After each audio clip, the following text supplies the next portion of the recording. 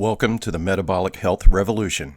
This virtual masterclass, brought to you by Genova Diagnostics and Metabolic Health Summit, will showcase some of the world-leading experts in metabolic health. Today you'll hear from Dr. Dominic D'Agostino, founder of the Metabolic Health Initiative and KetoNutrition, Dr. Allison Hull, an internal medicine and pediatrics physician, Dr. Michael Chapman, Director of Product Innovation at Genova Diagnostics, and Victoria Field, co-founder of the Metabolic Health Initiative.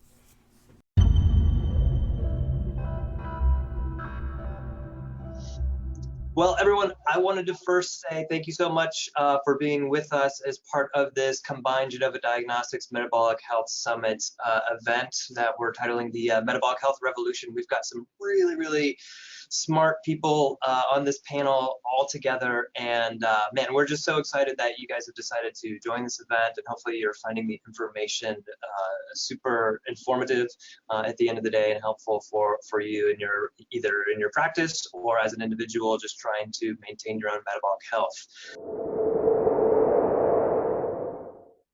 Hi, thank you for joining.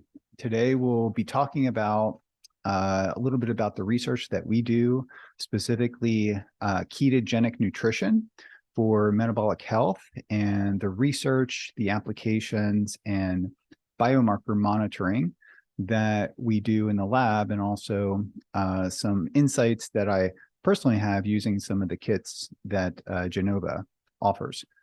So before I begin, I need to disclose this is my funding. We do have a number of patents related to things that I'll be talking about today, consulting and advising companies, and an owner of Ketone Technologies and KetoNutrition.org, and also a co-host for Metabolic Health Summit, which is also partnered as part of this series, and also the Metabolic Link podcast too. So the thing that started our research off in neuroprotective metabolic therapies would be extreme environment research, primarily the undersea environment, because warfighters are exposed to high pressures of oxygen. And in the context of military diving, this could be detrimental to their health and the mission in general. So we explored the idea of using nutritional ketosis, and was kind of steered into the direction of developing and testing exogenous ketone formulations that could produce therapeutic ketosis. And this was really inspired by, primarily by the work that had been done at the time for almost 100 years with fasting, and then later the ketogenic diet, which was developed at Mayo Clinic as the standard of care for drug-resistant seizure disorders, epilepsy primarily. And then some early work that was done by George Cahill demonstrating that the brain has remarkable metabolic flexibility and can adapt from using glucose as a primary fuel to, in the condition of fasting, up to 2/3 of brain energy can be derived from ketone bodies. So this sparked our interest in developing metabolic-based strategies that, when consumed, have a pretty remarkable shift on metabolic physiology.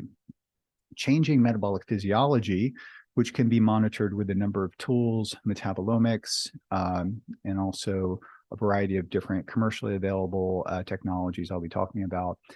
Shifting metabolic physiology changes brain energy and also the neuropharmacology of the brain, and also changes the neuropharmacology and related signaling.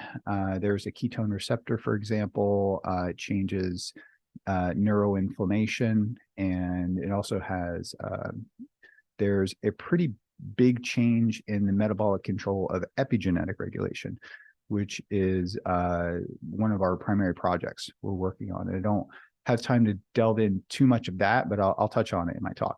So we also need to acknowledge that there's not just one ketogenic diet. A ketogenic diet is defined by an objective biomarker. That's the elevation of blood, breath, or urine ketones. There are different methods to do that. and probably different signaling associated with the different methods.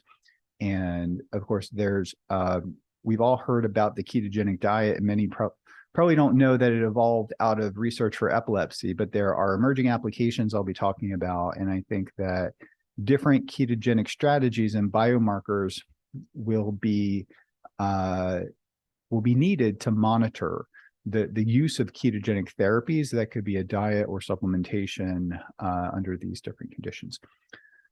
So yeah, our research started looking at environmental stress conditions. We have a variety of different chambers in the lab to mimic scenarios where we have commercially available technologies like electrophysiology, atomic force microscopy, scanning confocal microscopy, telemetry. All these things are housed inside environmental chambers in our lab. And our early work have demonstrated that antioxidants were not as effective as we thought they would be. They tend to work really well in vitro models, but not necessarily in animal models or humans. So we shifted to metabolic therapies, specifically ketogenic therapies. And we looked at everything from the mitochondria to brain, hippocampal brain slice preparations to whole animal rodent model studies with seizures. And then we really do study everything from the level of the mitochondria to the human, and including myself. And I've been involved in a number of different studies as co-investigator for a clinical research trial at Duke University, putting people inside hyperbaric chambers and giving them ketogenic therapies, diet and supplementation, and monitoring everything from EEG to pulmonary function to cognitive function, exercise function, and blood gases, everything you can think of. So we have that project is ongoing. We hope to publish the early results of that sometime soon, and transitioning from a ketogenic diet to a ketone supplementation. And also we did a number of different biomarker monitoring on NASA's Extreme Environment Mission operations. So I was on mission 22, my wife on mission 23, and we've collected a lot of data. Some of it we published, most of it we have not published, but metabolic changes in metabolism in extreme environments and developing a mitigation strategy to counteract these extreme environments is very important. And it's extremely important to be able to pick the right tools to be able to do that, to look at urine, blood, breath, tissue levels of different metabolites, and even antioxidant status and things like that. So in taking a step back, and why I originally got interested in ketosis to begin with was some early studies that were done by George Cahill and Oliver Owen at Harvard Medical School, and it was published, probably started about 5 years earlier, maybe even 10 years, but it published originally in 1967, where it was believed that at the time, prior to a series of publications, it was thought that the brain required glucose as its only source of energy, and that it derived very little energy from anything else. Some studies were done in fasting subjects who fasted for 40 days, showing that there was a remarkable change in the fuel that the brain uses, looking at the blood flow difference in brain energy. That beta-hydroxybutyrate and acetoacetate comprised about 60% of brain energy after about a week or so. In a further extension of the study, and I included a figure I found in a book, Cerebral Metabolism and Neural Function. It's kind of hidden away in a textbook. They infused insulin in these subjects that were fasted. And this was a very bold experiment, to say the least. And I was very fascinated with this work and got the ability to talk with some of the investigators, who were part of it. And it was really remarkable that the subjects were giving insulin in a fasted state. And this produced severe hypoglycemia down to 1 to 2 millimolar In milligrams per deciliter, that would be 18 to 20 milligrams per deciliter, which is, as many of you know, is universally fatal. But the people who were experiencing this extreme hypoglycemia were in a state of therapeutic fasting ketosis. Their ketones were elevated, and we can see the levels here, beta hydroxybutyrate, for example, upwards of above 5 millimolar. So that represents, that millimolar concentration represents a significant amount of brain energy, or energy that the brain can use. And ketones can freely cross the blood-brain barrier, cellular and mitochondrial membranes to provide the precursor for energy production, acetyl-CoA, which drives the Krebs cycle or the TCA cycle to produce the reduced intermediates that drive the electron transport chain. So energy flow is very high in subjects who have not even eaten for a week or more. So this then produced a state where energy was derived from ketones even in the absence of glucose availability, and the subjects were asymptomatic for hypoglycemia. So this study and the work around, the Cahill lab really changed the medical textbooks when it comes to understanding brain energy metabolism. So in class, we still kind of teach, and this is from one of the lectures that I teach, that when your glucose levels fall below 2 millimolar, below 3 millimolar, you get the onset of CNS dysfunction. And then below 2 millimolar, typically coma, seizure, and if it's not mitigated, death. But in the case of this study showing that ketones provide remarkable brain resilience. So it has been really the motivation and mission of our lab to be able to harness the neuroprotective effects of ketones to produce resilience in extreme environments where there is metabolic dysregulation. So before I begin talking about some of the experiments, I want to cover some of the ketone terminology. Ketone bodies are beta hydroxybutyrate, acetoacetate, and acetone. Acetone is a product of acetoacetate through spontaneous decarboxylation, and its function is a little bit unclear at this time. So it's thought that beta hydroxybutyrate and acetoacetate are the primary fuels. Acetone may be used as a fuel in some contexts, but probably functions to influence signaling in different ways. So ketosis is really defined by the level in the blood and the urine and the breath. And in ACEs or ACEs, that's just a unit of measurement that correlates. 5 ACEs would correlate with about above 1 parts per million. And the BioSense, Readout Health has a BioSense device for blood measurements, a number of commercially available blood monitors by Abbott, Keto Mojo, there are urine ketone strips that are offered by a number of different companies. So it's interesting that we have various commercially available technologies to be able to monitor the metabolic state of ketosis. And when it comes to the case of urine, it's semi-quantitative, and that would be the case for breath too. But blood is a little bit more quantitative when it comes to that. But there are some caveats to measuring each of these strategies. So sometimes using a combination of 2 or more would be the best approach. And we do use that approach in our studies. So nutritional ketosis is a dietary strategy to elevate blood ketones. And I get a lot of questions about ketoacidosis, which is really confined to the pathological state of type 1 diabetes, where there's an insulin insufficiency. Keto adaptation is frequently used in, when talking about ketosis, whether on presentations or podcasts, or now it's even in the literature, not clearly defined.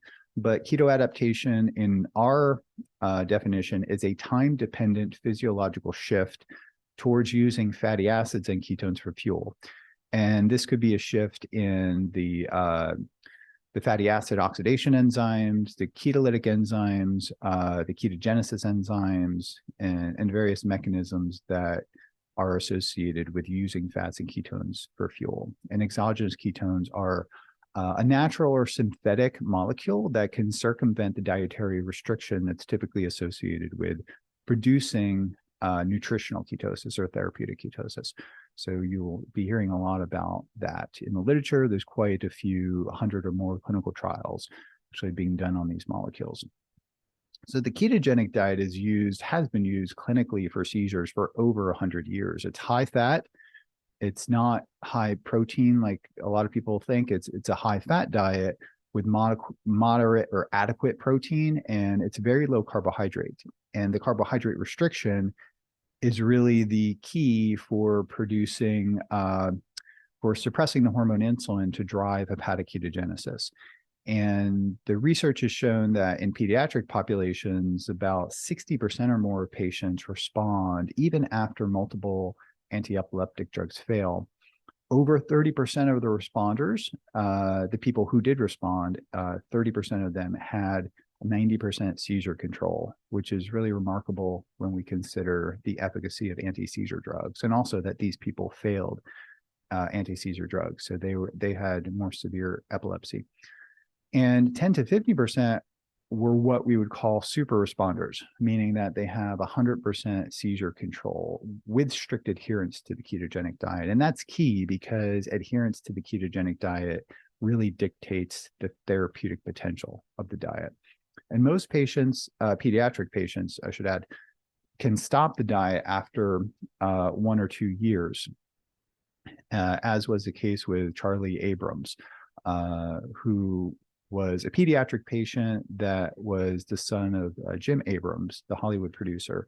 And Jim went on to start this Charlie Foundation, which has really inspired me and made me aware of the ketogenic diet and really helped move this therapy forward in the clinic. A meta-analysis in adults that have used the ketogenic diet for the metabolic management of epilepsy concludes that about 42% of them respond. So not as much as the pediatric population. One of those would be a dear friend of mine, Mike Dancer in the UK, and we connected in 15 years ago. And Mike still uses the diet to this day, and more or less an adult spokesperson for the use of the ketogenic diet. And I think the efficacy of the ketogenic diet for him is truly a result of him personalizing the approach and then monitoring every macronutrient and many variables associated with his personal dietary management. And that's really key. And that's a theme that you see within the epilepsy world, is that, monitoring is really important, as is tracking total calories and the macronutrient ratio. So there are side effects to the ketogenic diet, at least the one used clinically. There are contraindications, including pancreatitis, liver failure, CPT 1 and 2, genetic disorders where the carnitine shuttle is not effectively working to transport fatty acid. And there's a variety of fatty acid oxidation disorders that would be contraindicated with the ketogenic diet. There are potential vitamin and electrolyte deficiencies. Selenium, once you start a ketogenic diet, it has a diuretic and a natriuretic effect. So you tend to lose a lot of sodium. So you typically need to add that back, especially in the first 2 weeks or so. Everybody's different, but your body will adjust to the electrolyte shifts over time, but it's important to add more salts in the beginning.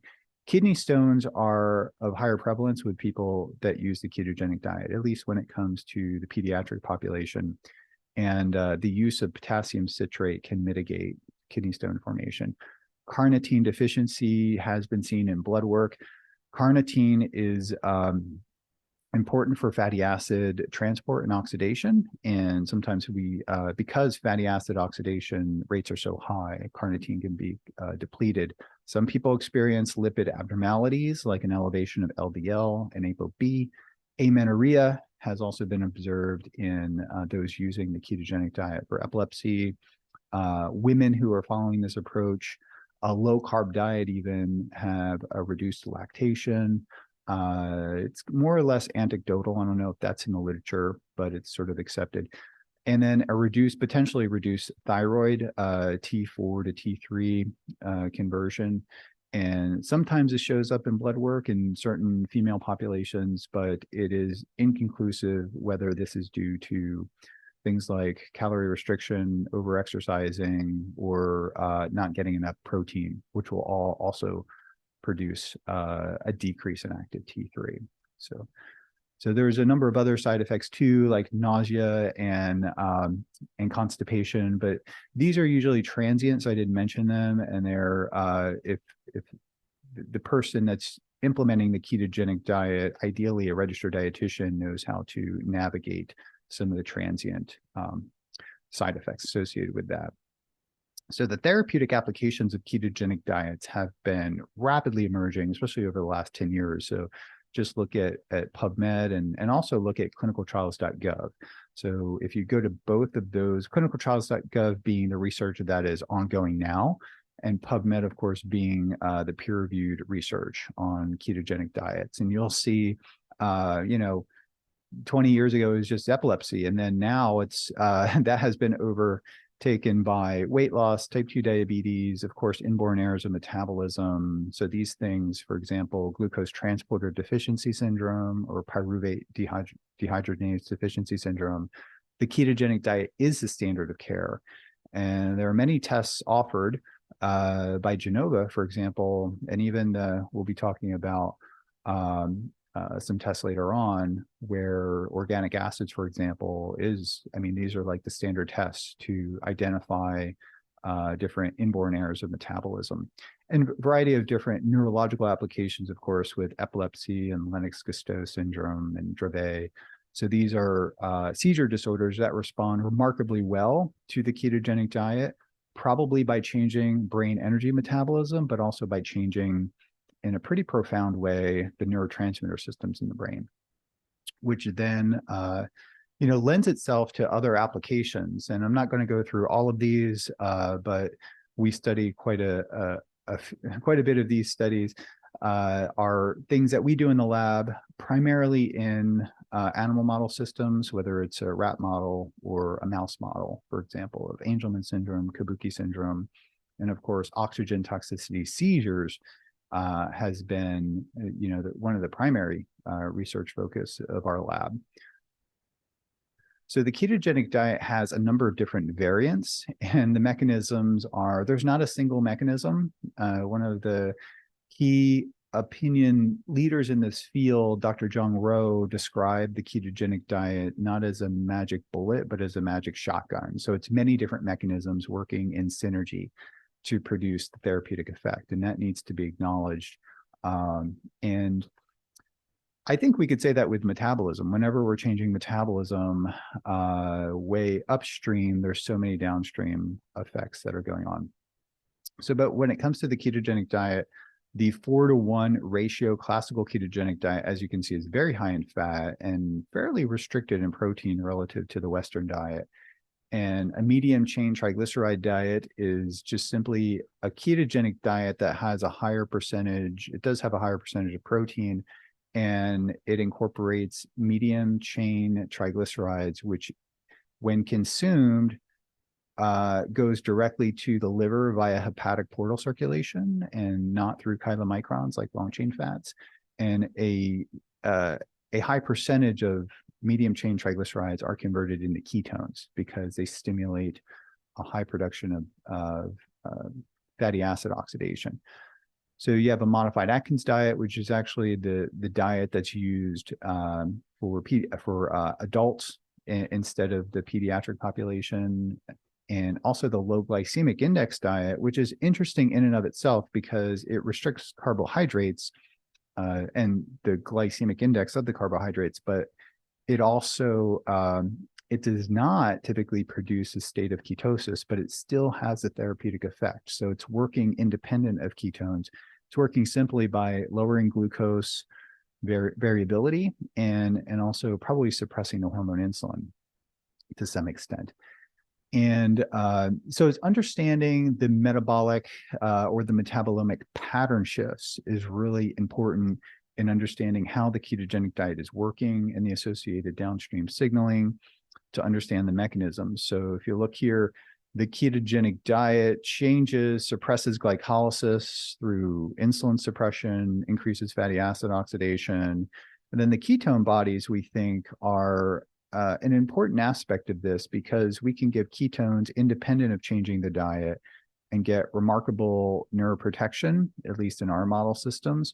We can also see beneficial effects in cancer models and other model systems. For example, if we're looking at anxiety, there's an anxiolytic effect by adding ketone supplementation to a standard diet. And we're seeing changes in TCA cycle, antioxidant capacity, mitochondrial function, which is influencing bioenergetics and redox signaling to produce the neuroprotective effect. So again, there are different methods one can employ to produce a state of therapeutic ketosis, different types of diets, different types of fats, medium chain triglyceride fats, and an emerging array of exogenous ketone formulations from different ketone salts to ketone esters. These elevate ketones independent of dietary restriction. Most of the research is done on the ketogenic diet, of course, because that's been around 100 years, whereas the development and application of exogenous ketone formulations is very, very new. So this is an emerging field. But it's quite a bit of research already on PubMed and actually on clinicaltrials.gov too. So what's really important when implementing these metabolic ketogenic therapies is biomarker monitoring. And Genova really offers the largest array of different tests that one can use to understand not only how metabolism is changing brain energy, but neurotransmitter function, inflammatory pathways. And even there's kits that we're using in the lab. It's a little bit premature in humans, but to look at epigenetic regulation. And this could be due to changes in gut microbiome, which is another area that we are delving into. Changing the diet composition in such a way has a profound effect on the gut microbiome. So we're just beginning to understand, some of these changes and what the optimal shifts in microbiome would be. But an important aspect of the research that we do is that ketogenic therapies, whether it be a diet or supplementation, there are commercially available technologies, whether it be urine, breath, blood, monitoring devices that can be employed, and these can be picked up, at stores, at Amazon. You do not need a prescription as of now. Using a device like a continuous glucose monitor does require a prescription. There are companies that offer them through third-party prescriptions, so it's relatively easy to get continuous glucose monitors. So I would put these under future devices. There are not only continuous, which I have labeled here CGM, continuous glucose monitors, but continuous ketone monitors in development and use now. And some of these monitors also measure lactate. So there's continuous lactate monitors being developed and tested. And I think they're very valuable tools for research purposes, but also for understanding your metabolic health and how your food selection and the amount of food is influencing your glycemic variability, and how you can understand your metabolism in a way to not only treat disease or metabolically manage a disorder, but also for performance optimization, whether that be cognitive or physical. So definitely an emerging area of research and science that we are heavily involved in right now. So probably more on that later if you follow the work that we do.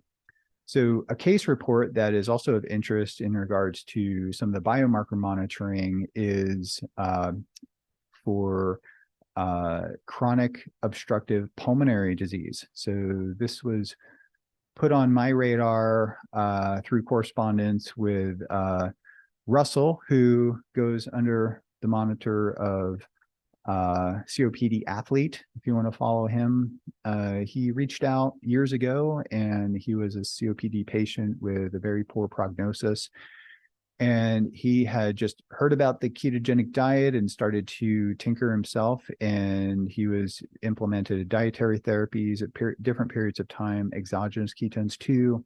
And he saw a remarkable decrease in inflammatory mediators that are associated with the pathology of this disease, including IL-1, IL-6, and IL-1 beta, C-reactive protein, TNF-alpha, IL-8. All these things went down remarkably when Russell adhered to and stayed in a state of therapeutic ketosis. And most importantly, his FEV1, which is really remarkable, increased over time when he was able to sustain, therapeutic ketosis over a protracted period of time. So, which is really remarkable and a testament to his willingness to go out of the range of therapies offered. Well, there's not really much offered to COPD patients, but he took it upon himself to implement this, had his doctor's blessing.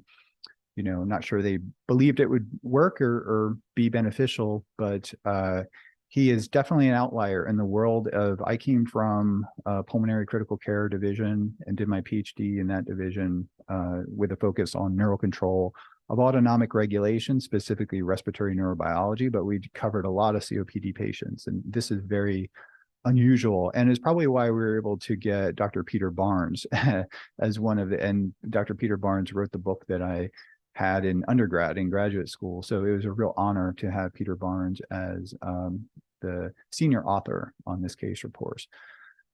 So again, it's really biomarker monitoring is key in tracking the therapeutic effect of ketogenic therapies. And I can't overstress that. And not just for publications, but just for guidance on being able to tailor and adjust the macronutrient ratios to optimize the diet. So I had the amazing opportunity to use the metabolomics kit offered by Genova and found, I'll go into it a little bit more in an upcoming blog I plan to do, but some personal observations for using this advanced testing include, in regards to carbohydrate metabolism, that my lactate or lactic acid was low. Beta hydroxybutyrate, which is flagged as being too high, is actually a feature, obviously, of a low carb diet or ketogenic diet. And this number can be quite higher in other people who are in a true state of therapeutic ketosis, where I'm just doing recreational, modified ketogenic diet, quite higher in protein. So it's still pinned the beta hydroxybutyrate outside of the range of normal, a couple standard deviations outside of normal. I follow a ketogenic diet that's very high in fish, and I do not have very little, if any, plant oils. So my alpha-linolenic acid tends to be a little bit lower. My EPA, eicosapentaenoic acid, has pinned off the charts, probably because all the sardines and mackerel and salmon that I eat. So omega-3s were quite high, the percentage of 4.2, and my omega-3 index was 7.9, which is great. Could be better, but 7.9 is pretty good.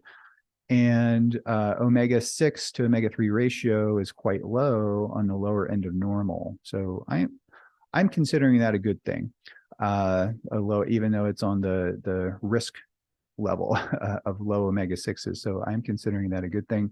Again, the diet the preferred diet that you choose and other factors need to be considered when interpreting these results. Some interesting things, there are many interesting things that came out of this test. Some of them were unexpected. One thing that I was very interested in, and I'd tested many times before, and this test is consistent with blood testing and also hair testing of heavy metals. I eat a remarkably high amount of fish. Typically stick to small fish like sardines and mackerel, not a whole lot of big predatory fish, but it was good to see that my lead and mercury levels are quite low. I did see my bismuth and I had to really think about why that was elevated astronomically high off the charts. A few days before, I had been given some eggs from free range, and I did not wash them, and I probably did not cook them enough. And I think I might have picked up a little bug, but it was a 24-hour sort of maybe bug from that or something that I ate. And I did take Pepto-Bismol, and that was about 48 hours out. So Pepto-Bismol has bismuth in it. So this was kind of like a positive control, I guess you can consider. So these tests are highly sensitive for different types of toxic elements that you could be exposed to in the environment, and you would otherwise not know. And there was a fuel additive, an octane boost additive chemical that showed up on my test. And I live on a farm and exposed to a lot of different, chemicals that had been used here. And I work on tractors and motorcycles and things like that, and exposed to chemicals. And it showed up on the higher end of normal. So, so it's going to, I'll get our water tested for that specific chemical. So things that you would otherwise not know, or be able to understand could be affecting your health and your metabolism, could be picked up on this test. So, and this is just a few examples of things that were on my test. Well, I want to thank you for your attention. I want to thank Genova for offering me this opportunity to give you a little bit of insight into some of the research that we're doing, and how biomarker monitoring is extremely important. And I look forward to partnering with Genova in ways where we can incorporate their test, a wide array of their tests in our basic science research and also our clinical research. So thank you again for your attention.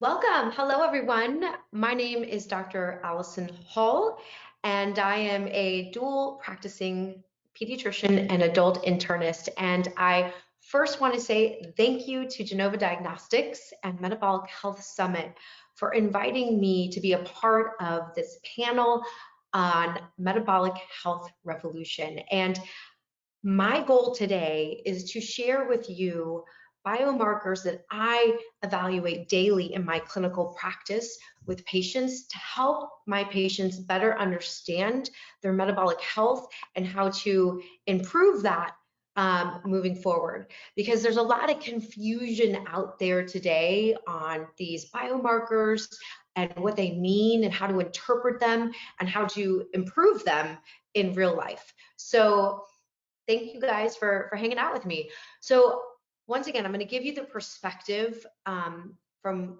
how I interact with my patients on a daily basis. So now, not every patient do I order this panel specifically of labs, but very often I do. So if you are a patient listening to this, or if you're a healthcare provider of some sort listening to this, I think all of you on the other end are going to walk away with some extra sense of knowledge helping you in your own health or how you care for patients. So what biomarkers are important when we're evaluating metabolic health? So this list, once again, is what I often do in my practice. So number one, we're going to be looking at detail here: fasting insulin, A1C, uric acid, comprehensive metabolic panel with attention to renal function and liver enzymes. We're going to be looking at lipid panels, focusing on direct LDLs, potentially doing a fractionation, breaking down ApoB, ApoA1 potentially, far more detail than I think what you're typically seeing in your everyday practice with lipidology. We're going to talk about Lp(a), and then I'm going to briefly touch on evaluation for fatty liver disease, utilizing imaging modalities, which there's a bunch of different options, as you can see here: FibroScan, ultrasound, CT, or MRI. And you can see here that Genova Diagnostics has their own lipid profiling here in their comprehensive lists of test options for patients. So let's first talk about fasting insulin. And I will admit, this is not a guideline recommendation for physicians to be checking fasting insulin. However, I do find this to be extraordinarily valuable. Why? Because we're going to start to see insulin rise far before we see glucose and A1C rise. And the reason for that is Insulin is glucose's chaperone. It needs to escort glucose out of the bloodstream into your cells and organs for energy utilization and storage. Glucose cannot leave the bloodstream without insulin. So what happens though is we are eating a higher carbohydrate diet year after year after year. Well, insulin is having to work harder and harder to take that glucose out of the bloodstream and send it where it needs to go.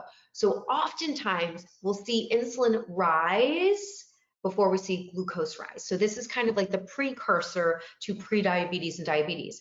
Very often I will have patients who have normal fasting glucose or A1C levels, but have a high fasting insulin level. Now, depending upon the lab, there is some variability in what that normal range is, but on average, it's somewhere between 2 and 20. You can see here with Genova Diagnostics, their range is 1.9 to 23. So once again, we'll see this rise way before we see prediabetes and diabetes actually occurring.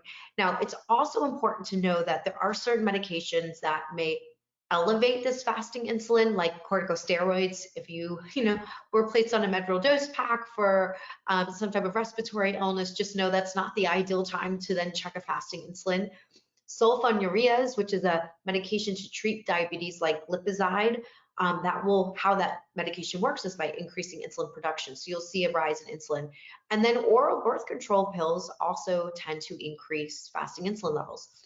Now, it's really important to differentiate the process of type 1 diabetes compared to type 2 diabetes, because type 1 diabetics have the opposite occur, where insulin goes down because it's an autoimmune process where antibodies are attacking the beta cells of the pancreas producing insulin, and therefore we see insulin production go down. So the average insulin in the United States, according to the NHANES 3 survey, is 8.8 for men and 8.4 for women. So that's what we're seeing on average. But the more important question is not what's normal, not what's average, but what is optimal. That's the question we need to answer. So admittedly, there are no guideline recommendations on what defines an optimal fasting insulin. One study revealed that a fasting insulin less than 8 most closely correlates with a non-prediabetic level. But many experts extrapolate from studies correlating the risk of diabetes and prediabetes to predict ideal fasting insulin levels. And you will find some recommendations be less than 5. However, once again, there's no standard guidelines. I will tell you in my clinical practice, when I'm evaluating fasting insulin with patients, I always want them less than 10. Really love it when we're less than 8. And it's pretty much rock star when you're less than 5.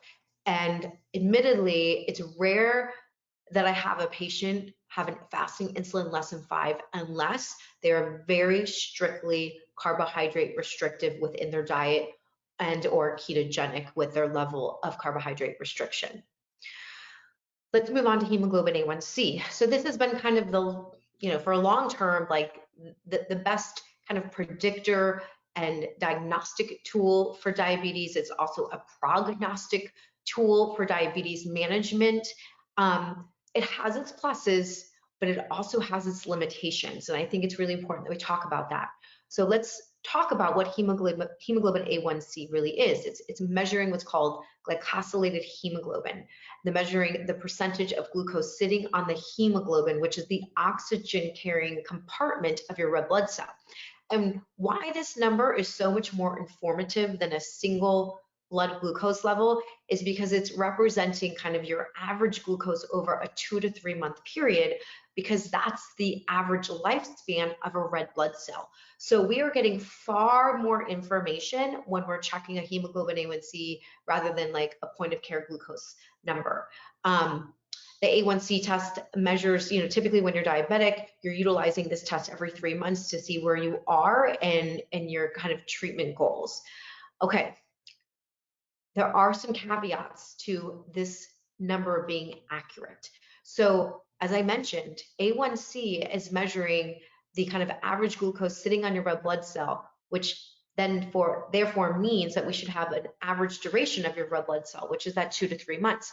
But there are circumstances where your lifespan of your red blood cell will diminish Therefore, your A1C will also diminish, okay? So what are those clinical states? Anytime we have rapid red blood cell turnover, something called hemolysis, where I won't go into the nitty-gritty on that, but there's multiple reasons why you could be in a hemolytic state. Sometimes it's congenital, sometimes it's infectious created, so I won't go into those details. But anytime you have an increased rate of your red blood cell turnover, anytime we have an increased production in those red blood cells due to anemia, whether it be iron deficiency, B12 deficiency, folate deficiency, or in chronic kidney disease, we'll see a reduction in erythropoietin, which is a hormone produced from the kidneys to create red blood cells.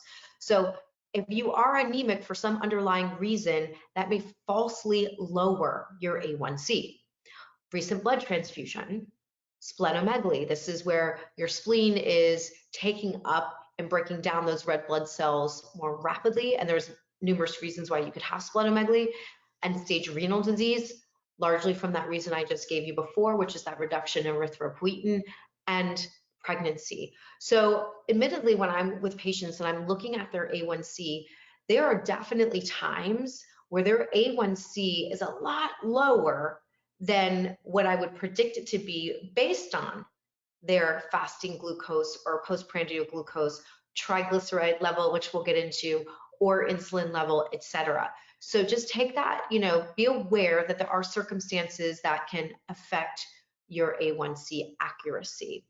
Okay, but the one thing that I will say about the A1C is it's at least giving you far more data than that single 1, 2, or 3 glucose levels. I refer to the fasting blood glucose as the snapshot, where the A1C is more of the movie. It's telling you a much bigger story of what's going on. So let's better understand what's considered normal, abnormal, etc. So a normal A1C is less than 5.6. An A1C of 5.7 to 6.4, 5.7 to 6.4 is consistent with prediabetes, and 6.5 or higher is consistent with diabetes. But once again, we don't want to seek normal, we want to seek optimal. There are no current guidelines to define what an optimal A1C is, but there is definitely evidence that shows an A1C above 5.4, which once again is considered normal, all right, in non-diabetics is associated with increased relative risk for developing coronary artery disease, ischemic stroke, and mortality from any cause, compared to those individuals with an A1C of 5.0 to 5.4. So based on these particular studies, we could extrapolate that an ideal A1C is closer to 5 to 5.4, not just 5.6, which is what I talk about in my office. I will tell you, when I see a patient has an A1C of 5.5 to 5.6, I'm like, okay, guys, we are approaching the danger zone. You're at the ceiling of normal for prediabetes. We need to get this number down to at least under 5.4. And I will admit, my sweet spot that I aim for with my patients is closer to 5.1. All right, let's move on to uric acid. So uric acid has recently become more in the spotlight, and for good reasons. Historically, we've only really paid attention to uric acid when a patient presents with signs or symptoms of gout, which is an inflammatory joint disease, but also has systemic implications. Well, now the research is showing that you can have a high uric acid level and not have gout, and it be causing an array of problems. And we are seeing this pretty significant uptick in uric acid today, because living in our industrialized world and eating our westernized diet, very high in processed foods, including sugar, we're seeing an uptick in uric acid. So uric acid is a byproduct of purine metabolism made by the enzyme xanthine oxidase and is excreted by the kidneys. So once again, while we historically think of uric acid and gout, what we're realizing now, what the research is showing, is that elevated uric acid leads to oxidative stress, mitochondrial damage, systemic inflammation. It's a risk marker for cardiovascular disease, chronic kidney disease, and it also contributes to the development of kidney stones. Historically, in my years of practice, which I've been practicing close to 14 years now, we've always said if your uric acid is high, cut out, the heavy meat in your diet, cut out the beer in your diet. And we've really, for a number of years have blamed, organ meats, shellfish, other forms of fish, and as the primary cause of increasing uric acid. So if your uric acid was high, you were told don't drink beer, don't eat meat, and avoid shellfish. However, the newer research is really showing that both glucose and fructose, most specifically fructose from a high fructose corn syrup or a processed source, will lead to an increase in uric acid production as well. Why is that? Because during fructose metabolism, fructose is phosphorylated into fructose 1-phosphate through an enzyme called fructokinase, primarily in the liver. And the increase in fructose 1-phosphate leads to depletion of intracellular phosphate stimulating AMP deaminase, which accelerates the breakdown of AMP to inosine monophosphate, increasing the rate of purine degradation and lowering overall ATP production. So let me kind of simplify that a little bit. So when we're dephosphorylating fructose, we need that extra phosphate from ATP. Therefore, we're turning ATP into AMP, which now we're losing our mitochondrial's ability to produce energy, because that's its job, right, is to produce ATP. And then couple that, we're also creating oxidative stress and damage, leading to those disease processes that I mentioned just the slide ago.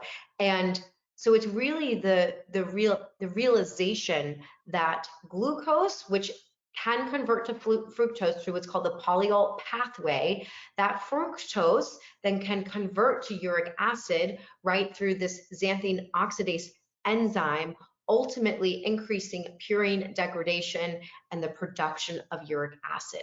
So it is new that we're really encouraging patients to reduce carbohydrates in their diet, to therefore reduce glucose and fructose production, and therefore the production ultimately to uric acid. So in the addition of producing uric acid contributing to multiple metabolic disease processes, when we produce uric acid, it also stimulates the body to store fat, which the science shows that this was actually an extreme evolutionary advantage when we were hunters and gatherers. The ability to produce uric acid as a byproduct of glucose and fructose was actually a survival mechanism, because it also creates an ability to store fat. So when we reduce carbohydrates, that effect on reducing uric acid not only affects that mitochondrial function, but will also promote weight loss as well. So what is an optimal uric acid? What's a normal uric acid level? So uric acid levels definitely increase with age in both sexes, and most acutely in women as we become postmenopausal, and that's because of a reduction in estrogen. Now, normal uric acid levels are typically defined in most labs somewhere between 3.5 and 7.2, but you will see some labs actually cap that upper limit of normal at 6, okay? Now, this is in males, and then in women, the kind of ideal normal range is 2.6 to 6 in those premenopausal women. However, as I mentioned before, we don't want just normal, we want optimal. But there is a lack of guideline recommendations in this arena as well.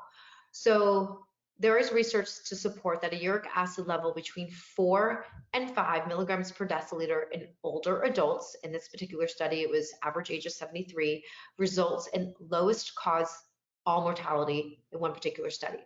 Another study, including a younger population, this is an average age of 40, showed the lowest risk of death for all causes was associated with uric acid levels less than 7 for men and 4 for women. So given the growing evidence of uric acid levels and its role in the pathophysiology of cardio, nephrotic, metabolic disease, a proposed recommendation was cited in the European Review of Medical and Pharmacological Sciences, suggesting a threshold less than 6 milligrams per deciliter as a reasonable, optimal goal. So once again, when I'm looking at these numbers with patients and interpreting these numbers, I typically aim for certainly less than 6, and to be quite frank, depending upon the sex and the age, as low as 5.5. At the end of the day, though, we also just want to look at trends, and if you start at 7 and we get you down to 6, that is a win, right? Okay, we're going to switch gears and talk about the comprehensive metabolic panel. And I'm just going to touch on this lightly because I guess many of you probably know some of these numbers and they're not very unique, and most physicians do order and address these. But of course, we look in the comprehensive metabolic panel at your fasting glucose, or if you weren't fasting for the blood draw, then your non-fasting glucose. I think it is very important to once again remember that this is a single data point and there's so many variables that do affect your fasting glucose in particular. So I have a lot of patients in my practice who, when I look at their fasting glucose, it will be in this quote pre-diabetic range, maybe, which by the way is 100 to 125. That's a pre-diabetic fasting glucose range. 126 or higher is diabetes, 99 or less is normal. Now, many patients come in and their fasting glucose is sitting around 101, 102, 103, which meets criteria for prediabetes. However, this is why it's so important to look at so many different biomarkers, because if this patient has an insulin level sitting at 6, right? If their triglycerides are low, if their A1C is 5.0, if they're following a low carbohydrate diet, they are avid exercisers, I'm sorry, but they're not pre-diabetic. So let me explain a little bit why we may see a fasting glucose sit in the pre-diabetic range, yet we are not pre-diabetic. When we are fasting overnight, glucose drops, right? And if you are ever wearing a continuous glucose monitor, you'll see on average that the glucose really, that nadir occurs around 2 to 3 a.m. for most people.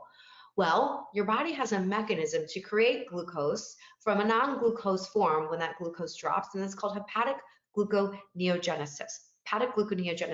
So when that glucose drops overnight, your liver says, time to make glucose. So now we get this uptick in glucose, and depending upon how many hours we slept, how well we slept, you know, the morning events going from sleep to wake and the adrenaline rush, the cortisol rush, we may see an uptick in that glucose production as a result.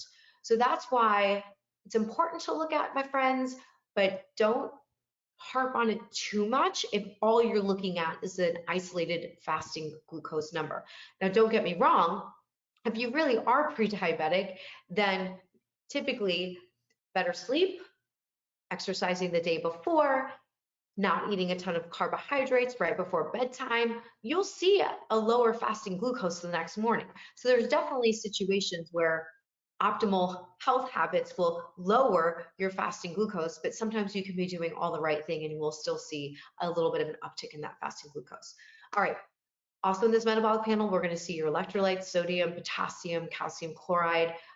There's so many nuances as to why these electrolytes can be affected. I'm not going to go into that right now. That's for another day.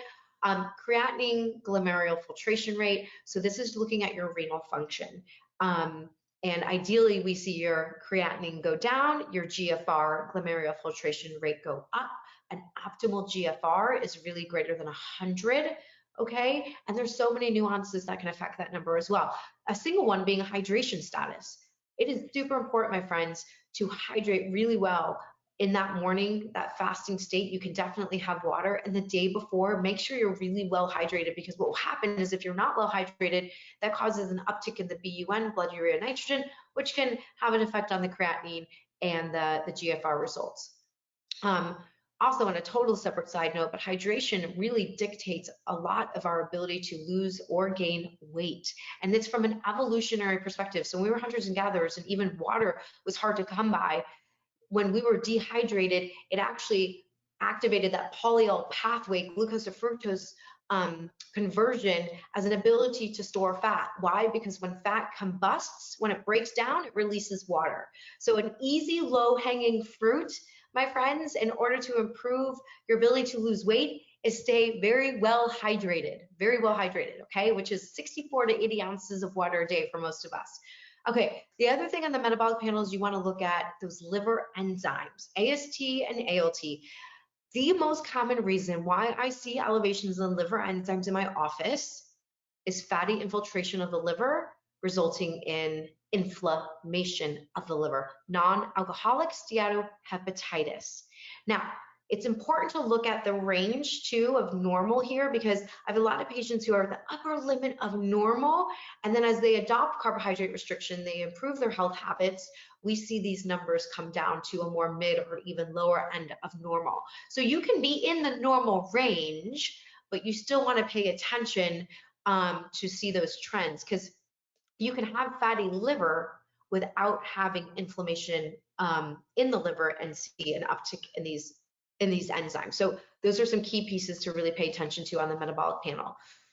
Okay, we're going to switch gears here to a subject that is cumbersome, often confusing, and not well understood by not just patients, but honestly, healthcare providers. So we're going to break down lipidology. We're going to talk about this lipid panel. And before we talk about the lipid panel, it's really important to differentiate LDL cholesterol versus LDL particles, okay? And that goes the same for HDL cholesterol, HDL particles.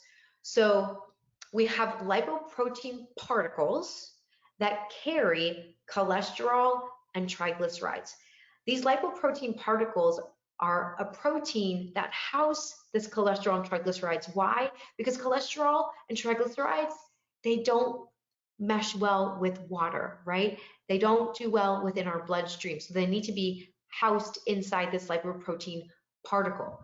Now, for years, we have kind of synonymously discussed LDL cholesterol like it is an LDL particle when we shouldn't. And I'm going to explain here in a few slides why we should not equate the two. So I just want to make sure there's some basic understanding that LDL particles carry cholesterol and triglycerides, okay?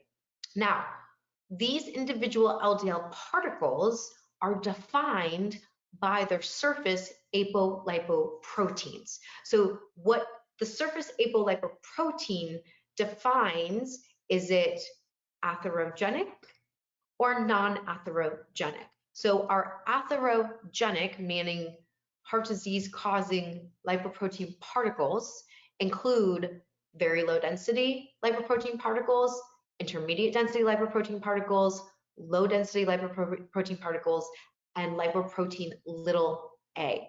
All of these particles carry apolipoprotein B, okay?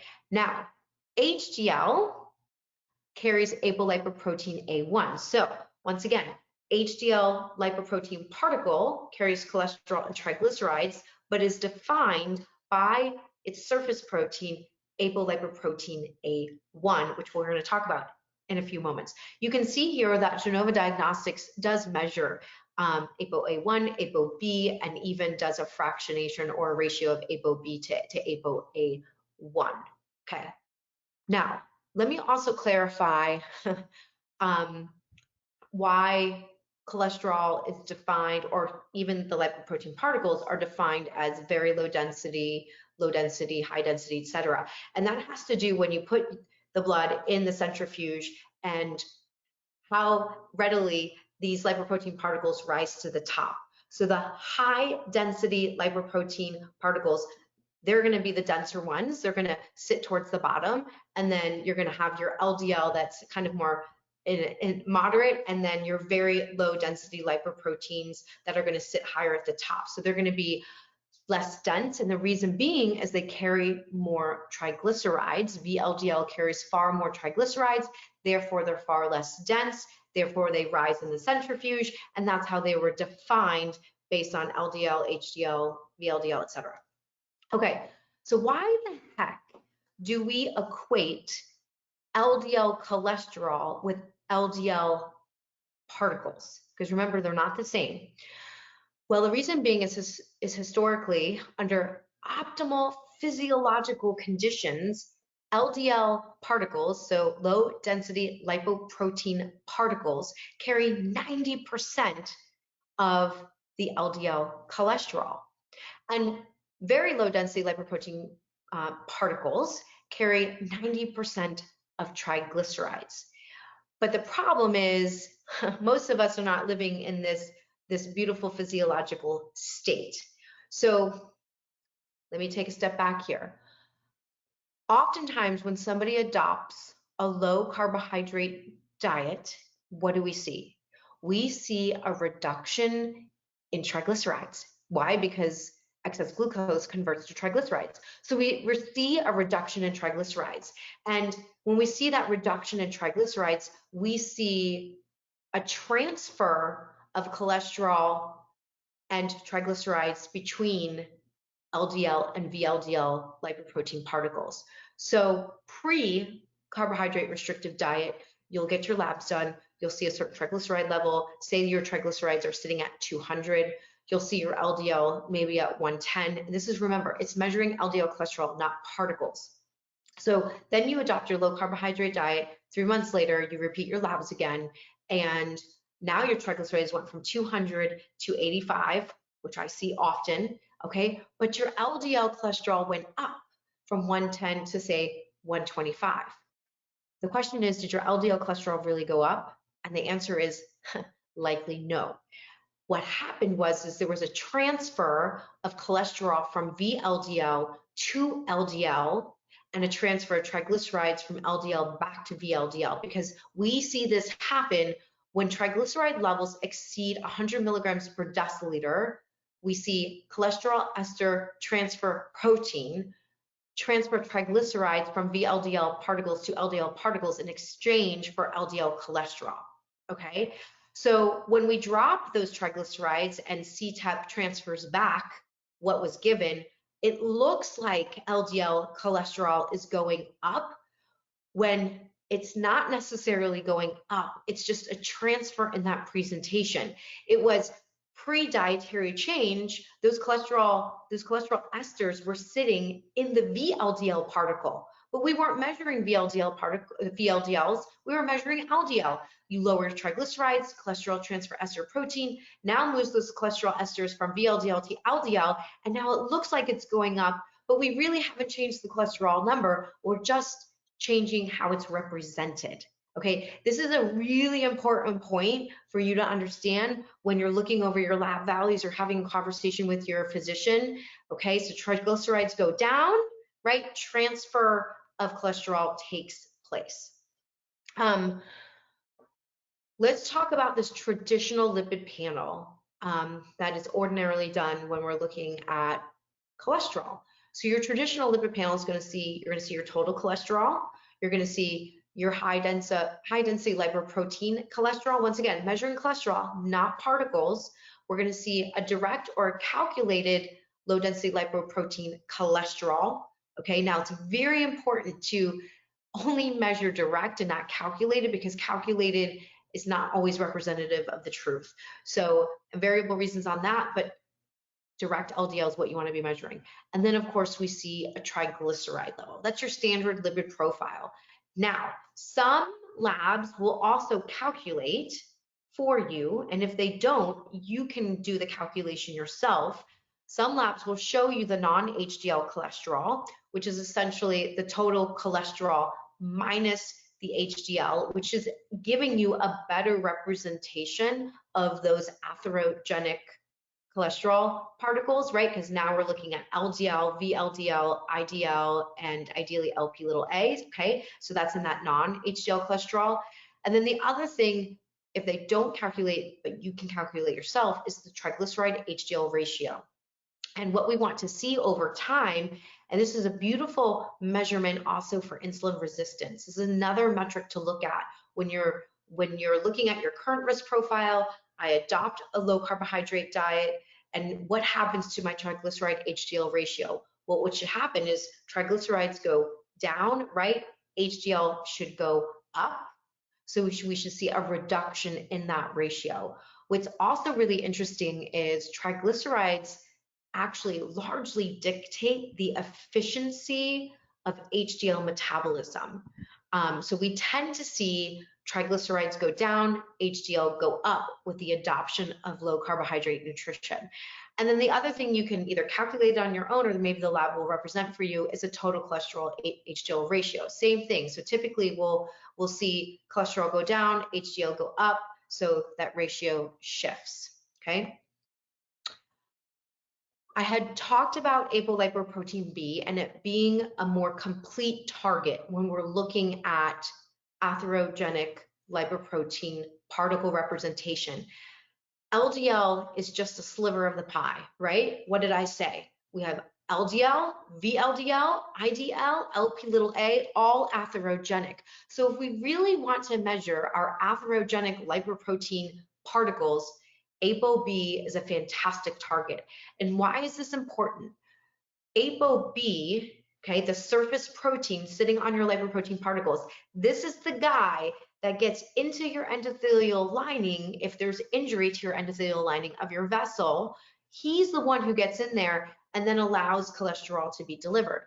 So we really shouldn't be measuring cholesterol. We should be measuring apolipoprotein B because this is the guy that does the dirty work. Okay, but let me also take a step back and say that ApoB is not going to get into that endothelial lining unless there is kind of a break in that barrier, injury, inflammation. And what is causing that break in barrier, injury, inflammation? Tons of other metabolic risk factors, right? Things like hypertension, elevated blood glucose, inflammatory cytokines, which we oftentimes see with visceral fat, like fatty liver disease, of course, smoking, uric acid, so those are kind of the grenades that are causing that injury to the endothelial lining. And then if you happen to have a high ApoB, yes, it can get in there. Yes, cholesterol can be deposited. And yes, that's when macrophages get into play, fatty streaks develop, and ultimately atherosclerotic plaque. So if we measure ApoB, we're really targeting the source rather than guesstimating with an LDL cholesterol, okay? Now, some people say, well, why can't you just measure a non-HDL cholesterol? Wouldn't that give you the same information as an ApoB? Because if non-HDL cholesterol is looking at the cholesterol in LDL, VLDL, IDL, and Lp(a) isn't the same measurement.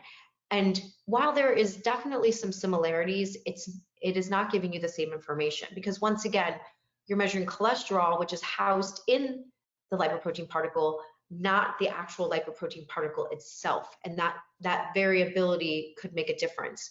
So ApoB improves risk assessment, a future ASCAD, and the Framingham heart study beyond LDL and HDL cholesterol, according to the European Journal of Preventive Cardiology. So I will definitely admit that I have patient circumstances where there's a discordance between the non-HDL cholesterol and the ApoB, and any day of the week, I'm gonna hang my hat on the ApoB. So what's the goal for the apolipoprotein B? And differing recommendations depending upon different colleges. And so the American College of Cardiology, their stance is if you have a very high risk for atherosclerosis, which means you have atherosclerosis, or you have diabetes plus an additional risk factor, so diabetic plus hypertension, then we want your ApoB level less than 80 milligrams per deciliter. If you're a high risk individual, which includes 2 cardiovascular disease risk factors, excluding diabetes, so this would be an example would be like high blood pressure and smoking. If you have those 2 risk factors, then we want your ApoB less than 90. That's the American College of Cardiology. The National Lipid Association, however, has just taken a stance looking at optimal, moderate, or high, so optimal under 90, moderate 90 to 119, and high greater than 120. Now, I will say with patients adopting low carbohydrate nutrition, I do see a gamut. I do see sometimes patients' ApoB total goes down, and then sometimes I do see ApoB go up. Admittedly, kind of a large determinator of those 2 pathways is the type of fat the individual is consuming to adopt a low carbohydrate or ketogenic nutritional plan. So what I promote, what I teach, what I've conducted for 5+ years is a Mediterranean approach to low carbohydrate nutrition, getting our 6 to 8 servings of non-starchy vegetables in a day, getting our fat sources heavily from omega-3 and monounsaturated fat sources. So this is going to be, of course, your fish, your walnuts, right? Avocado, olive oil, your seeds, nuts and seeds, like getting primarily fat sources from there as much as possible. What I do find is when patients consume a lot of dairy fat, there's a higher uptick in ApoB, LDL. And the reason behind that is the primary saturated fatty acid in dairy fat is palmitic acid, which is a precursor for palmitoleic acid, ultimately leading to a production of VLDL and LDL. So when I have patients who adopt a low carbohydrate diet and they're consuming a lot of dairy and I see that ApoB go up, I say, okay, walk away today, radically reduce dairy in your diet, specifically butter, heavy whipping cream, use cheese as a garnish or, within moderation. And they come back 3 months later and I see significant improvement. So just something to keep in mind if you are going to be adopting a low carbohydrate diet or coaching other people to do so. Okay, what about LP little a, lipoprotein little a? So this number is extraordinarily important to evaluate when there was a strong family history of heart disease and or a patient has an LDL cholesterol that exceeds 190 milligrams per deciliter. Because when you have a combination of a high LDL with LP little a, that is a recipe for atherosclerosis, and it will be a game changer for our decision making on how we're going to manage that patient. Okay, so it is important, I typically recommend that people get the LP little a checked at least once in their lifetime, but certainly if you have a strong family history or a high LDL. And it's estimated that 20% of the world's population carries this high LP little a, which increases risk for cardiovascular disease. And you can see here the goal is under 29 for a normal range, which once again, there can be some variability from one lab to the other. And Genova Diagnostics obviously does check LP little a, lipoprotein little a. Okay, what about this whole lipoprotein fractionation process? So we refer to these as advanced lipid profiles. When should we consider doing these?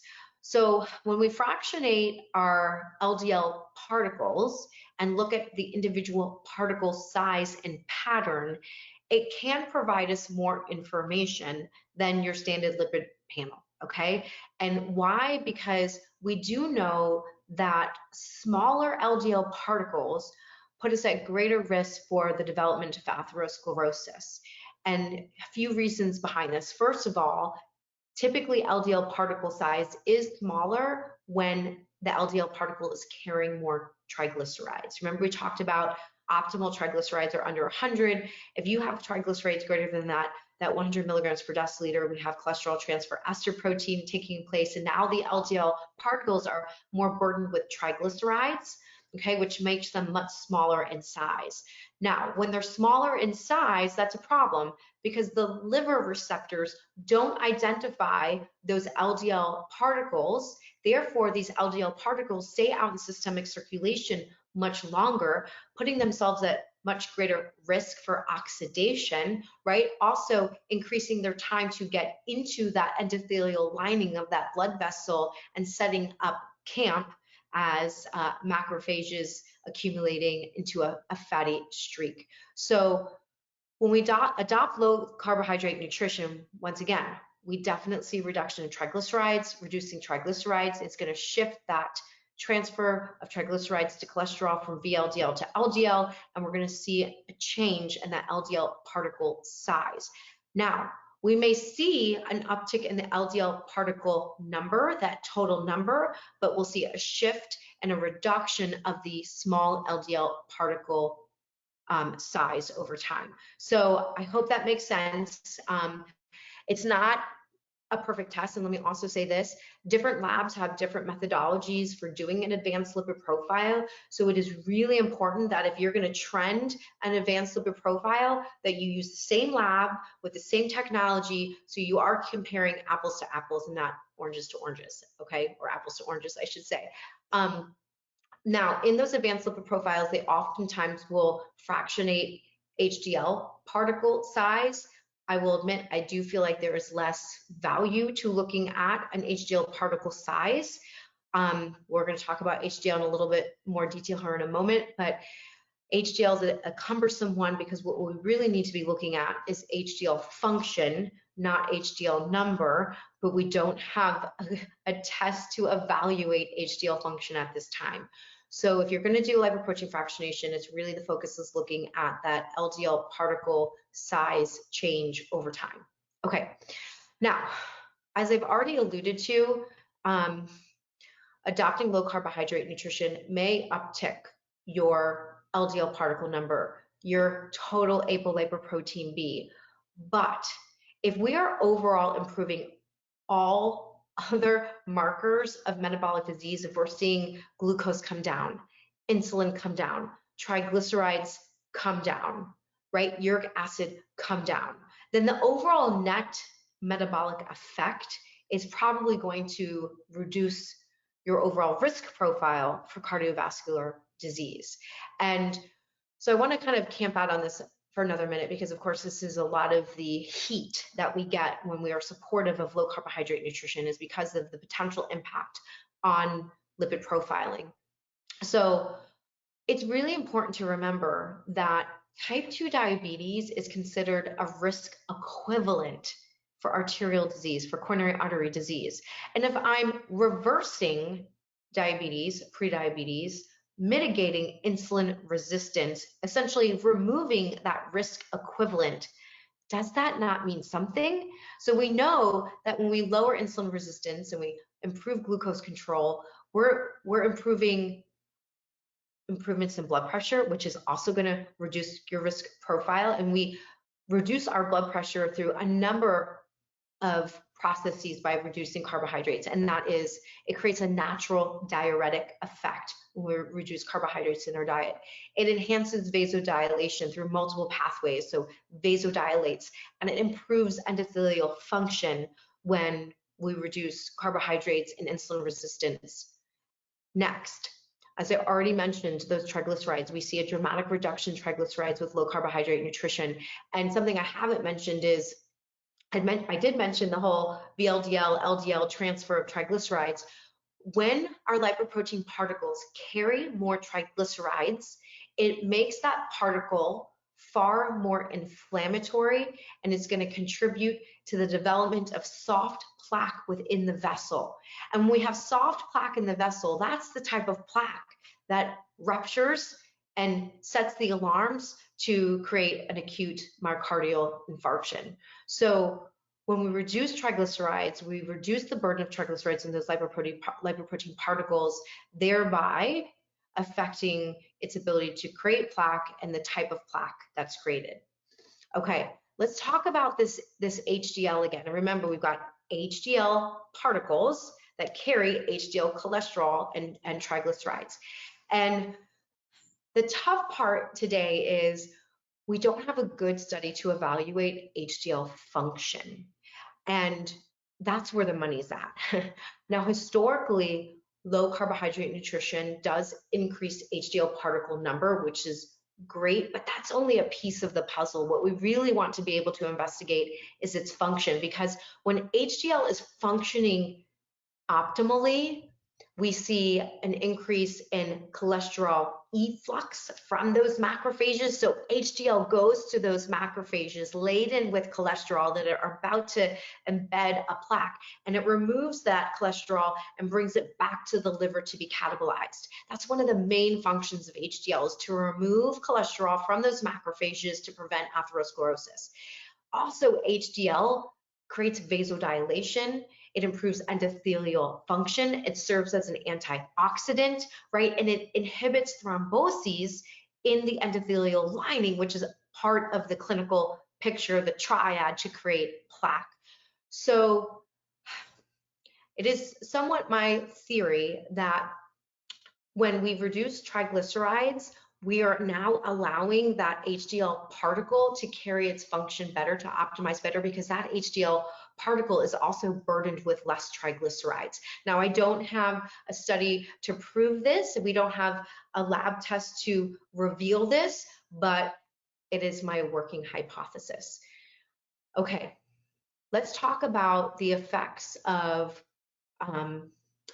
carbohydrate restriction and its impact on visceral fat and improving or even reversing fatty liver disease. We know that visceral fat, the fat in and around our organ systems, and specifically here we're talking about that within the liver, creates a ton of inflammation. It's pro-inflammatory through these cytokines, interleukin-6, tumor necrosis factor, metalloproteinases. And remember what I talked about, the nidus of heart disease. These cytokines, right, can create injury to the endothelial lining. We also see that when we adopt low carbohydrate nutrition and we start to mitigate this visceral fat, we affect DNA signaling pathways such as histone acetylation, which has a ton of implication for the development of multiple disease processes, including many forms of cancer. This is why fatty liver disease is a risk factor for hepatocellular carcinoma, for liver cancer. We know that when we reduce carbohydrates, we're going to be reducing oxidative stress, and we're also going to see a reduction of apoptosis, which is a form of cellular death triggered by pro-inflammatory cells, thereby contributing to the development of fibrosis. So when we reduce carbohydrates, we see a reduction in the ability to produce fibrotic changes within the liver, which ultimately leads to cirrhosis of the liver. And my friends, it is fatty liver disease that is the #1 cause of end-stage liver disease in our country today. It is not alcohol, it is not hepatitis C, okay? It is our diet.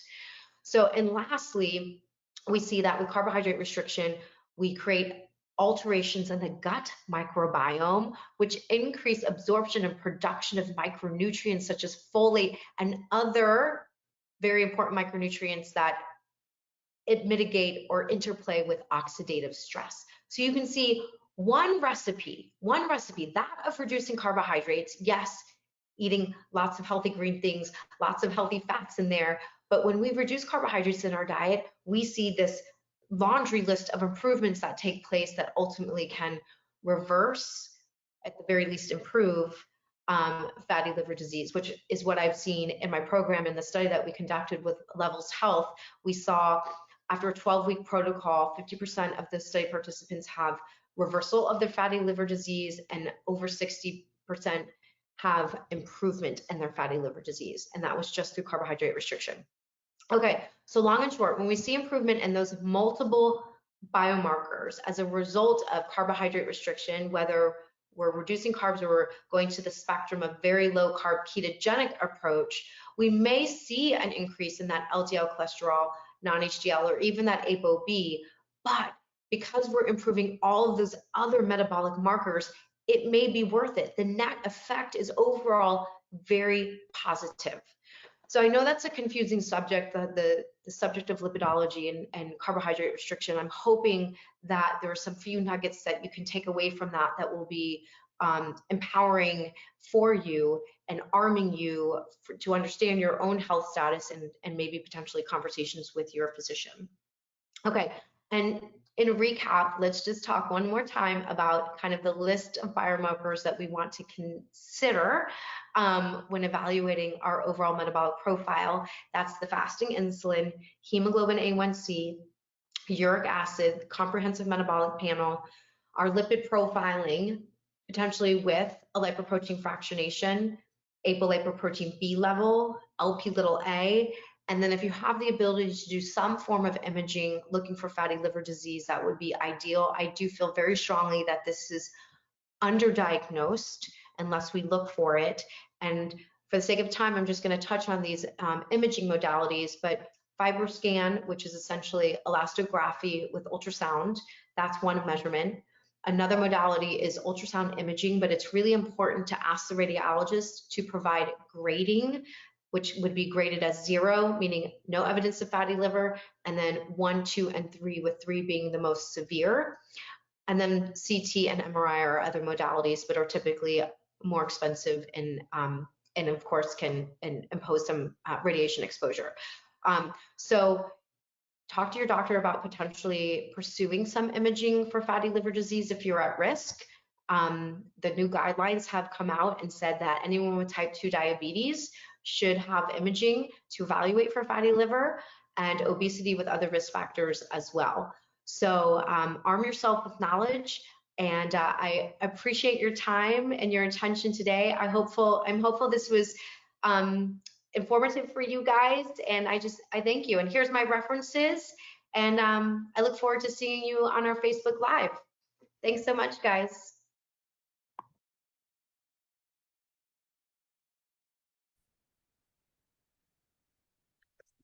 Hi there, everyone. Hope you are enjoying our Metabolic Health Revolution event. It's our collaboration here between Genova Diagnostics and the Metabolic Health Summit, which we are super excited about.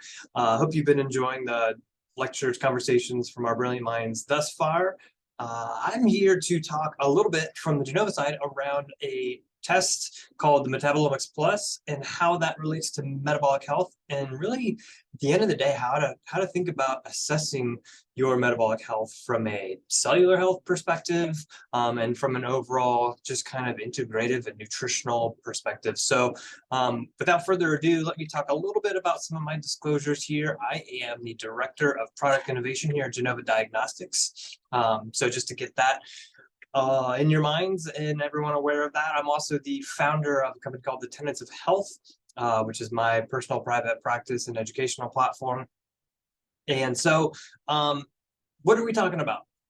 I know I mentioned Genova Diagnostics in our test, the Metabolomics Plus, but I don't just want to talk about testing. I want to really make sure that you understand kind of how to wrap this all together from a metabolic health perspective. After all, this is the Metabolic Health Revolution. So we're going to talk a little bit about what I'm calling the diet dilemma. And, there's a lot of different things out there as far as what you shouldn't eat from a metabolic health perspective. So I'd like to just touch on that. And that's going to lead me into this idea of metabolomics and metabolome. So if you are, it might sound like a big word, might sound heavy, admittedly, but if you are not down with biochemistry, don't worry. My job is to actually present that information without freaking you out. If you are down with biochemistry, then you are in the right place, because we're going to get into it a little bit, and it's also going to be enjoyable and fun. You're going to learn how to actually assess your biochemistry and how you can improve it. So we'll talk about the metabolome, how you can have alterations show up in a metabolic test like this, and then ultimately what you can do to change it, how you can improve your metabolic health through nutrition. But I wanted to start this talk off with recognizing that there's a lot of opinions out there, right? And it seems sometimes like the opinions are getting louder and more in your face every single day. And that's not my bag. I'm not someone who's going to come here and shove opinions down your face. In fact, I tend to be a bit of a skeptic. And I think skepticism is really, really important because it helps to, when we encounter things like this, which, we ultimately can't get much more polarized than this type of approach between diet, that the vegan diet is the best diet or the carnivore diet is the best diet. When we try to think about what is actually best from a metabolic health perspective, what can we use to really try to break this apart? And I think skepticism is going to be one of my main tools to really start to uncover this. So when it comes to diets, I would even say that I think in the integrative realm, we have some room for improvement. We can oftentimes as clinicians and in this integrative medicine, functional medicine space, overcomplicate diets with a lot of restrictions, not great food allowances, rotations, all these different mechanisms that we use to make things complicated. We can even get lost in tracking our macronutrients, right? And even get lost in tracking our micronutrients. So other times, clinicians, docs, we run a test and then we throw our hands up in the air and say, let's just give the supplements that are on the test. And so I really would like to think of, let's take a step back and how can we really understand what is a diet that's appropriate for each and every single one of us? And we know that we're all a little bit different. So that answer is hopefully going to be different person to person. But in order to really think about what is the appropriate diet we should be eating, we tend to take these different approaches to answer that question. And I think you've seen some of these around. The first rationale that we try to answer the diet question with is what I'll call the ancestral alignment, which is basically, it's likely that we evolved with respect to our surroundings to provide an optimal dietary strategy. So, for instance, a logical approach is that we're simply saying we're evolved to eat this amount of meat, carbohydrate, vegetable, but one of the problems with thinking ancestrally from a dietary perspective is that genetics and epigenetics have also co-evolved, and we've not just been from one particular environment. We've had ancestral lineages that have mixed over time. So our metabolism is much more complex, perhaps these days, than when we try to think about the indigenous culture studies to provide support for this sort of ancestral thinking. So I think that's one limitation of this approach. Another approach that we talk about sometimes is the blue zones, which is where we find people who live a long time and then we try to emulate what they're doing. And again, one of the limitations of this approach, I think, is we tend to focus more on what the diet is and reduce the other factors that also may contribute to longevity. So, for instance, oftentimes in the blue zones, we'll see that these are areas of very rural lifestyle where there's less sedentary activity. Also, culture community is huge in a lot of these blue zones as well. And we all know how much that can impact our overall health and longevity as well. So, it's not just about diet. And so mapping diet to blue zones has its limitations, I think. We also tend to have a rationale where we blame a correlation, which is we find a single variable maybe in the research and then we try to avoid that thing at all costs. Anti-nutrients, lectins, milk, A1 milk, that tends to be on this list, right? And I think to a certain extent that's how red meat ended up getting a bad rap. And I'll just give an example here. There's a fascinating study where they did a prolonged diet recall on a large group of people, and they followed that group with blood testing for carnitine, cholesterol, TMA, and TMAO, because heart disease and TMAO with respect to red meat tends to be the correlation that we've seen in the research, at least lately, how we're scaring people away from red meat because ultimately it can create this TMAO in the blood, which has been linked to cardiovascular disease. So they followed this group and they looked at everything that they were eating. And what they found was, interestingly, not surprisingly, that when people were eating meat products, they had a higher level of TMA in the blood. Keep in mind, TMA is the precursor to this TMAO, but what they didn't find was an increase in the actual TMAO. So despite the fact that people who ate more red meat had higher cholesterol and higher TMA levels, it didn't actually convert to TMAO. However, what did seem to convert, actually one other interesting thing, the milk products actually increasingly did not raise TMAO. It actually lowered TMAO, and cheese statistically significantly lowered TMAO in the blood as well. So again, animal products like dairy products did not raise TMAO in the blood in this study. What did raise TMAO was actually white bread, right? So here's an example of, we tend to think of, because meat intake can raise TMA and then that could turn into TMAO, that's a risk sign for cardiovascular disease development, but it doesn't always bear out in the research. We talk a little bit more about this particular aspect and the connection between red meat and heart disease in our podcast called The Lab Report, in case you want more information on that. But I think one other way that we could potentially look at how we should be eating and how to solve the puzzle is biochemical prognostication, which is looking at the biochemical pathways and trying to figure out where the actual pathways might be influenced. But the best approach is probably a combination of all of these at the end of the day. I think, like all things, there's information and there's truisms to a certain extent, but we have to understand what's real and what's not real in combination. That's why, at the end of the day, I think the cellular approach is really going to be the way to go when it comes to understanding what is the right dietary or what is the right nutritional strategy for you at the end of the day or for your patients. The cellular approach is essentially saying, hey, let's evaluate how this cell is actually functioning. Because the cell doesn't have the same biases that people do, right? It's a lot more objective. It has the nutrients or it doesn't. And so if our cells are functioning well, therefore our tissues are functioning well, our organs are functioning well, and our whole organism is functioning well. So at the end of the day, the cellular approach, I think, is going to give us the most tried and true information. But the question then becomes, how do we evaluate the cell, right, in the real world? Is this actually something we can do?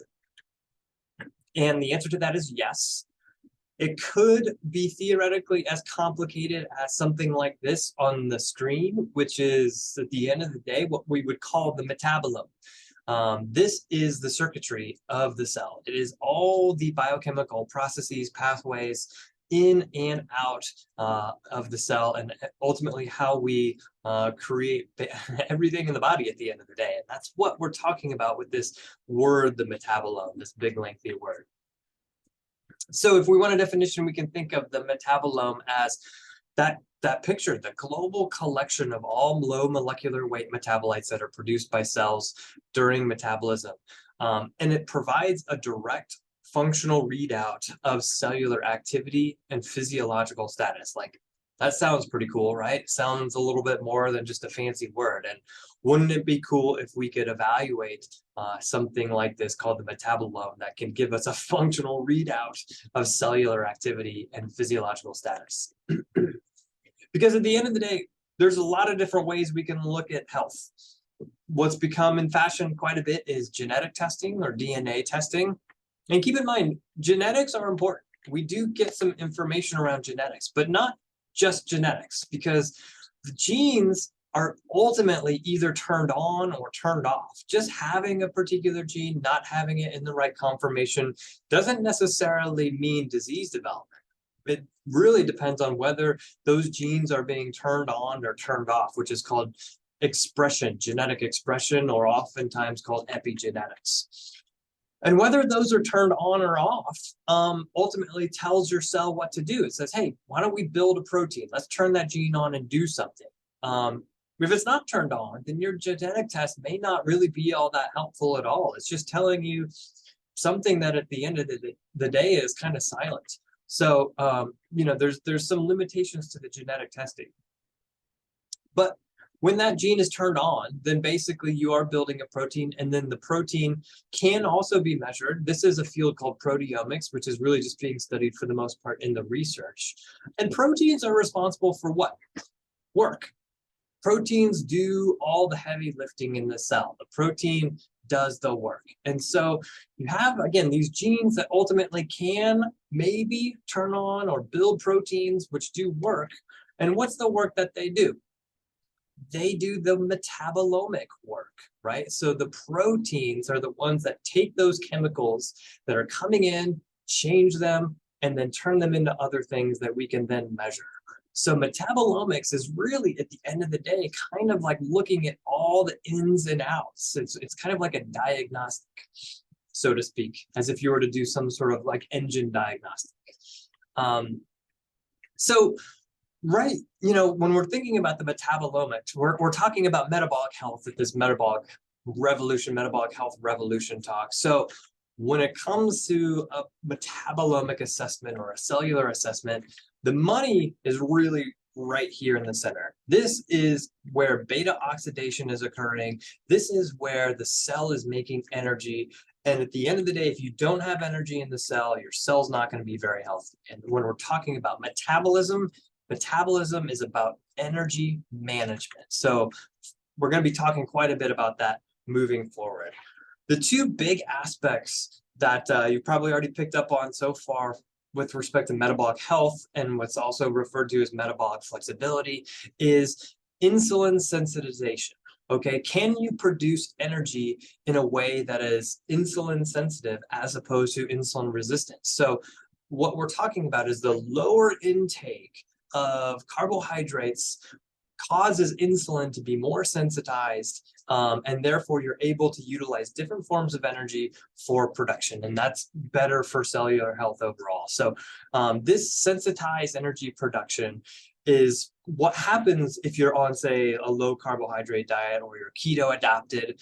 There's lower oxidative damage occurring because of the lower insulin levels, and you're also less catabolic at the end of the day. You're breaking down less muscle tissue.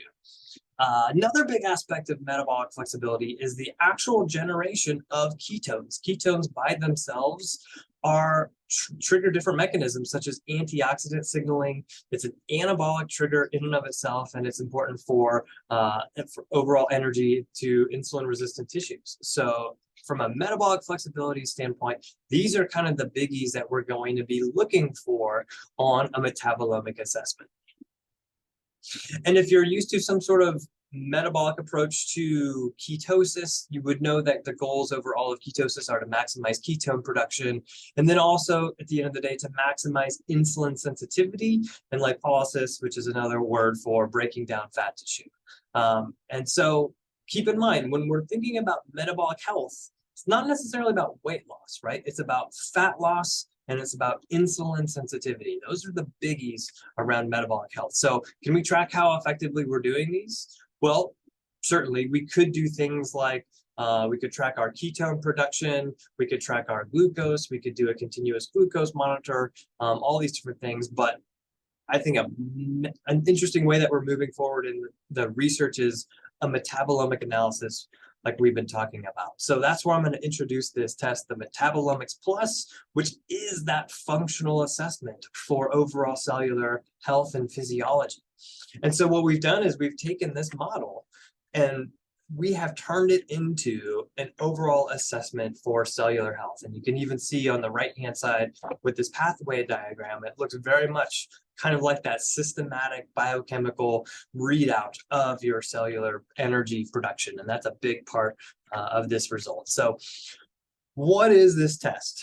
This is your cellular analysis. And you can see right here on the front page, we give you a scoring system of the main cellular functional areas. So we'll talk a little bit about some of them. Oxidative stress, mitochondrial dysfunction are two big aspects. Is there inflammation going on? Are we noticing toxic exposure? And also something called methylation imbalance, which relates to your ability or your needs for things like folate and vitamin B12. So all important aspects to keeping your cell healthy. As you can imagine, this is going to be a game changer when it comes to understanding overall your cells and whether you're metabolically healthy. So the way that this report kind of goes is I showed you the first page, but based on the results of the first page, you get a nutritional assessment right there on page 2 saying, based on your results, you're likely to need more of these particular nutrients, whether they be antioxidants, B vitamins, minerals, omega-3 fats, digestive support, other amino acids from your protein intake. That's all part of this nutritional evaluation. So from there, we go into several pages looking at the overall results of your particular test. And keep in mind, this is not a blood draw. This is a combination finger prick if you want to look for the fatty acids, but it's mostly a urine test. It's an at-home collection for urine to give you all this incredible information. And we spend a lot of time in the metabolic health area talking about and paying homage to the mitochondria. The mitochondria are critically important because, as I said before, metabolic health is about understanding energy dynamics. And so the mitochondria are the power plant within the cell. They are what's responsible for creating energy. And when they're not functioning well, they are associated, poor mitochondria, or what's called mitochondrial dysfunction, is associated with all these chronic diseases like cardiovascular disease risk, diabetes, insulin resistance, but also things we don't think about, like mood disorder, chronic fatigue, even cognitive decline. So the health of the mitochondria is imperative and what's part of being assessed on this test. And if you are used to doing something like the ketogenic diet, low carbohydrate diet, or just trying to make sure that you're utilizing fats for energy to a certain extent, because that is part of metabolic flexibility, then to improve the keto diet or to improve fat utilization for fuel, how do we look at this? Well, we've got right here beta oxidation of fats. And so we can see that the beta oxidation, whether that's flowing well or not flowing well, is going to be critically important. And if it's not, we can support with things like magnesium and B2 that are listed there. Furthermore, we can look at, is energy being produced within the mitochondria? And that's this little wheel that you're seeing here that requires all sorts of different nutritional assessment or nutrients as cofactors, like our B vitamins, iron, things of that nature. So again, we're looking to make sure the mitochondria are functioning really well. And at the end of the day too, energy is produced in this structure called the electron transport chain. And that can be problematic. We can actually be producing a lot of free radicals that can damage the cell. So we're measuring that aspect too, to see, is the cell being damaged from free radical production? And so all of these things are being wrapped up into this test. When it comes to being on some sort of ketogenic diet or low carbohydrate diet, or trying to alternate fuel sources like being fat adapted versus sugar adapted, we can run into some nutritional needs, some additional needs for support like electrolytes. And we're going to be finding evidence of that on a test like this. So depending on where you are at in your metabolic health journey, there's always going to be room for improvement likely, unless we're absolutely 100% perfect, which tends to be near impossible a lot of times. But we can uncover also things like needs for methylation. Depending on your particular diet strategy, you may or may not have adequate B12, you may or may not have adequate folate intake. And based on your exercise regimen, we can also see, hey, are you doing too much or are you doing too little? Are you increasing your inflammation and increasing your free radicals based on how much exercise you're doing? Is that imbalance? Do you need some more support there? So those are all critical aspects. So there's a lot of information, admittedly, on what I just went through and how to look at a test like this. So I'm going to use a little bit of an example of how to think of metabolic health and metabolic flexibility and how that might impact a test like this by doing a case study of a 40-year-old male who 184 pounds and was certainly not keto at the time. He's got some lifelong standing visceral adiposity likely, and he's flirting with insulin resistance. And it's this person on the left-hand side there who's shamelessly throwing down a picture of hanging out with Dominic D'Agostino. Was super excited that day. This was actually at the Metabolic Health Summit back in 2022, which was a super exciting event. Me and Patty were there.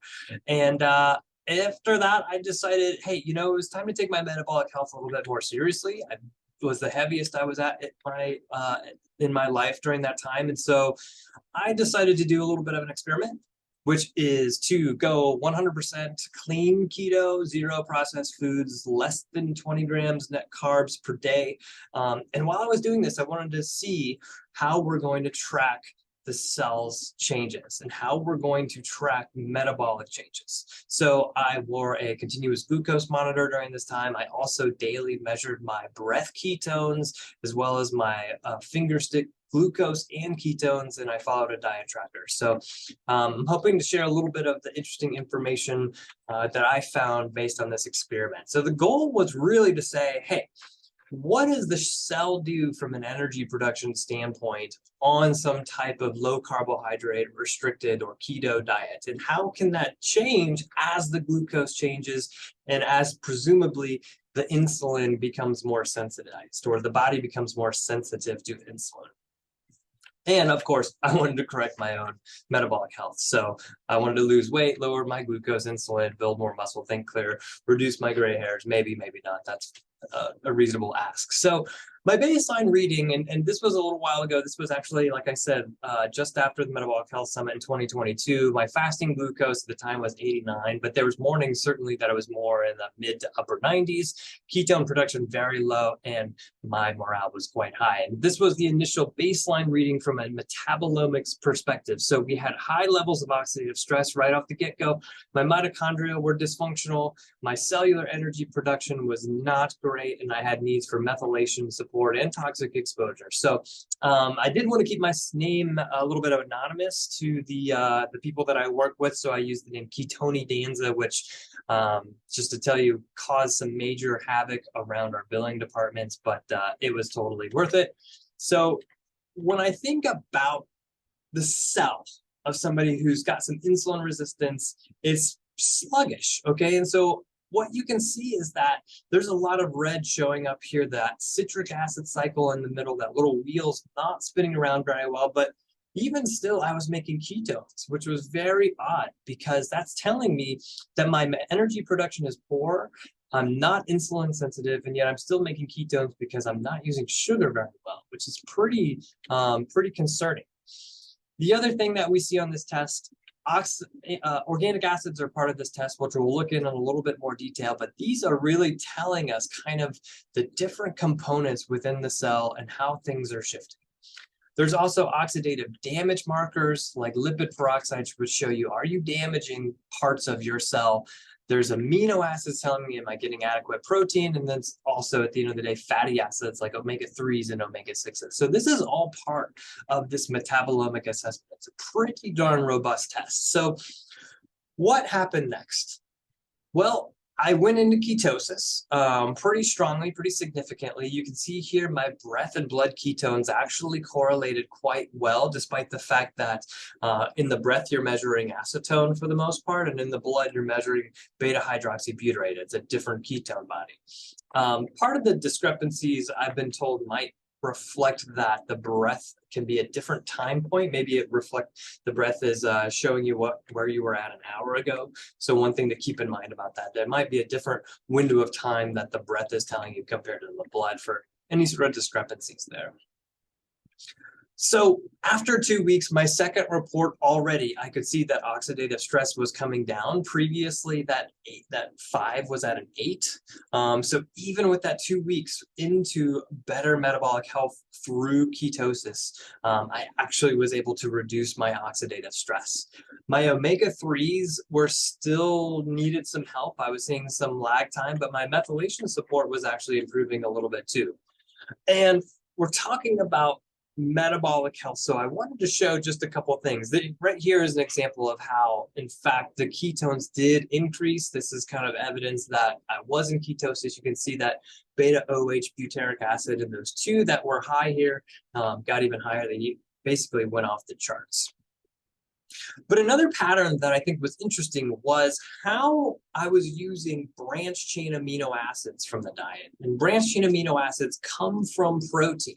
So when you are going into a low glucose or a low sugar state from an energy perspective, you can actually start to use your muscle. You can start to use protein as an energy source.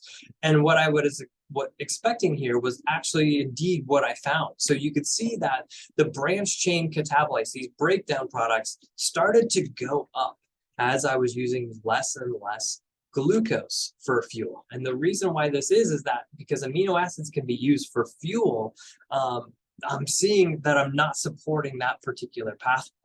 So this idea of the cofactors and the nutrients can really help in trying to uncover and alleviate something like a ketogenic diet that I was going through. I was going to need additional B vitamins to help this pathway move a little bit more fluidly. Another thing that I was concerned about with ketosis and being on the ketogenic diet, and sometimes we hear about, is muscle wasting. Are you going to be losing muscle based on this new dietary strategy? And so what I actually found was that the overall amino acids in the urine trended a little bit lower overall. And I had some hypotheses around this. What I tend to think is that there's some research to suggest as you are utilizing more amino acids, either for building muscle, which I was doing based on my exercise, the body is going to retain the amino acids. It's not going to spill them into the urine because it's either using them to build muscle or it's actually using them for energy. So it needs these amino acids more. Therefore, you might see less of them show up in the urine. To me, at the end of the day, it still told me I probably could help my system by just ensuring adequate amino acid supply. I started taking more of a protein powder at the end of the day to support that. But that was based on the results of the test to show me, hey, maybe my body's still needing a little additional support from an amino acid standpoint. Fats were interesting as well. I was expecting omega-6 fatty acids to go up because of the higher intake of cheeses and dairy and overall protein, animal products that I was eating. I was expecting arachidonic acid, which is in eggs and other animal fats, to go up. But what I found was that my total omega-3s actually went up. And so I'm assuming that was coming from the grass-fed products, the grass-fed meats that I was eating. My arachidonic acid proportionally stayed about the same. My omega-6s still proportionally, they did go up slightly, but they, pretty much stayed the same.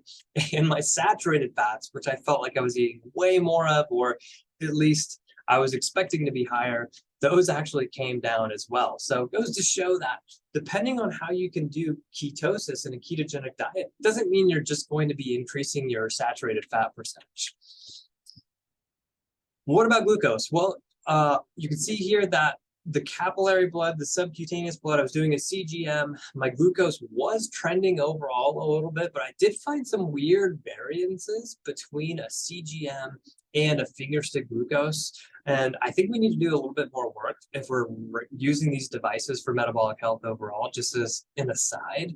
But I even noticed that there were some differences in the continuous glucose monitor right arm to left arm, and I'm wondering how much muscle mass might have an impact on that.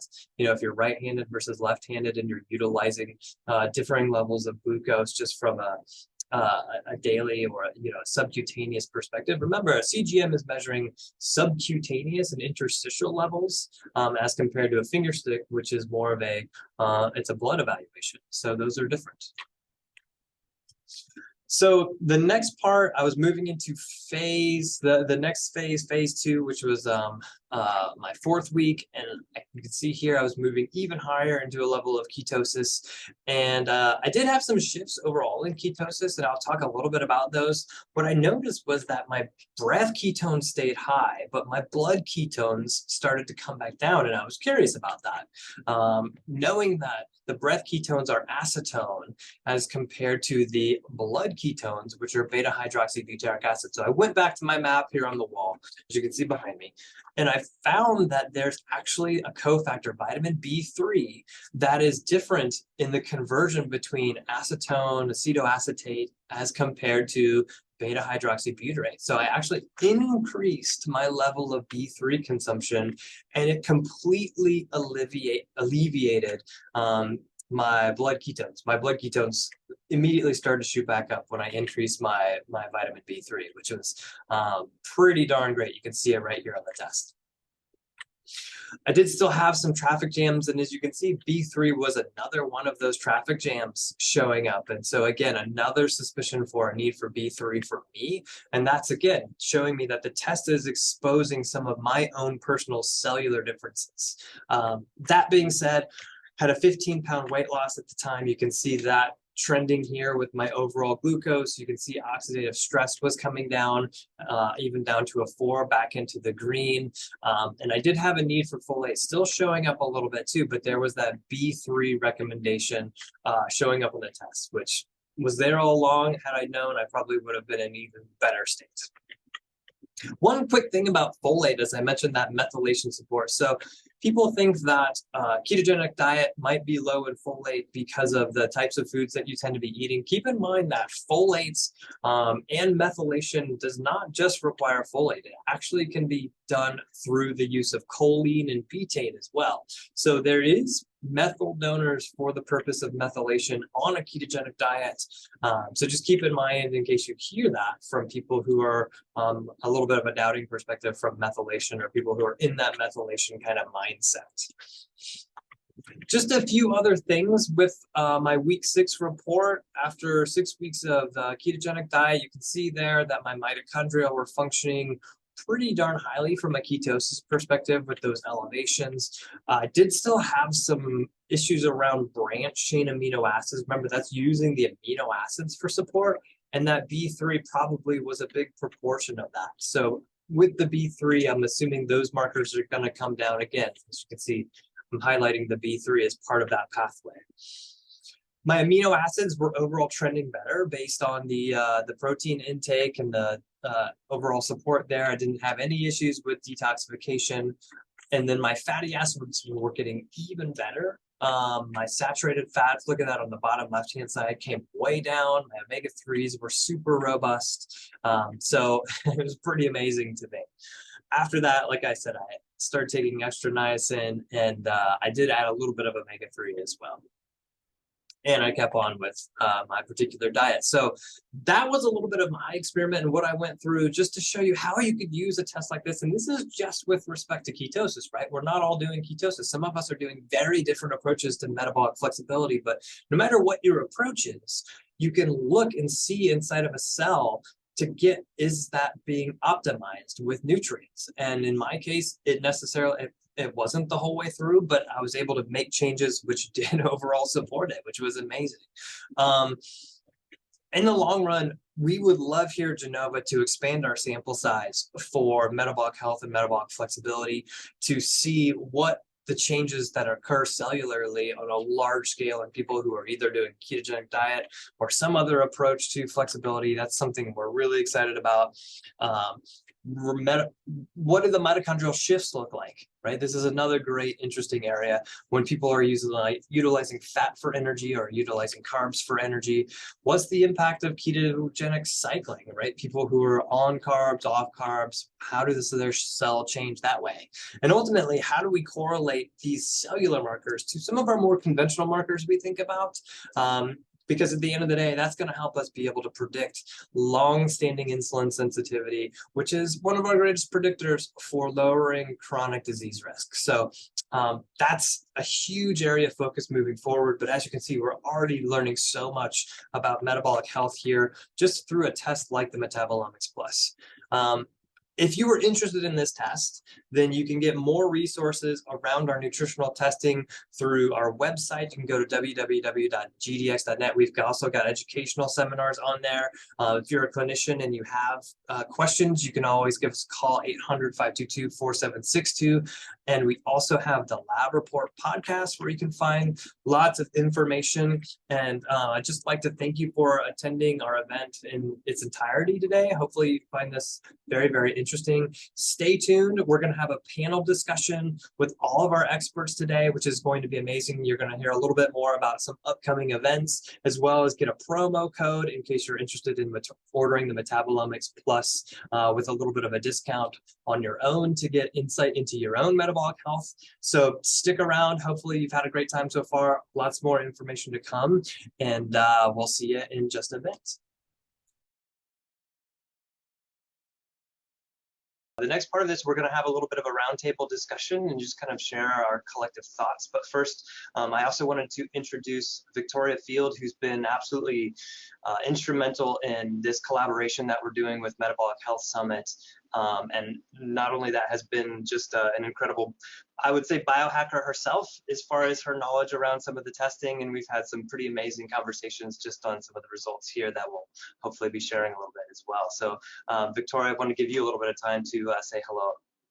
Yeah, thank you so much for having me. It's really exciting to be here. And, you know, we've had a great partnership with Genova Diagnostics. I mean, you guys were at Metabolic Health Summit 2022 and for future events. And we're just thrilled about what you're doing in the world. And it's so critically important. You know, lab testing is such a key piece in metabolic health. So really excited to dive into today's topics. And of course, with the wonderful Dr. Allison Hull, who's been a speaker at Metabolic Health Summit, is amazing when it comes to her clinical practice and implementation and behavior change within the metabolic health field.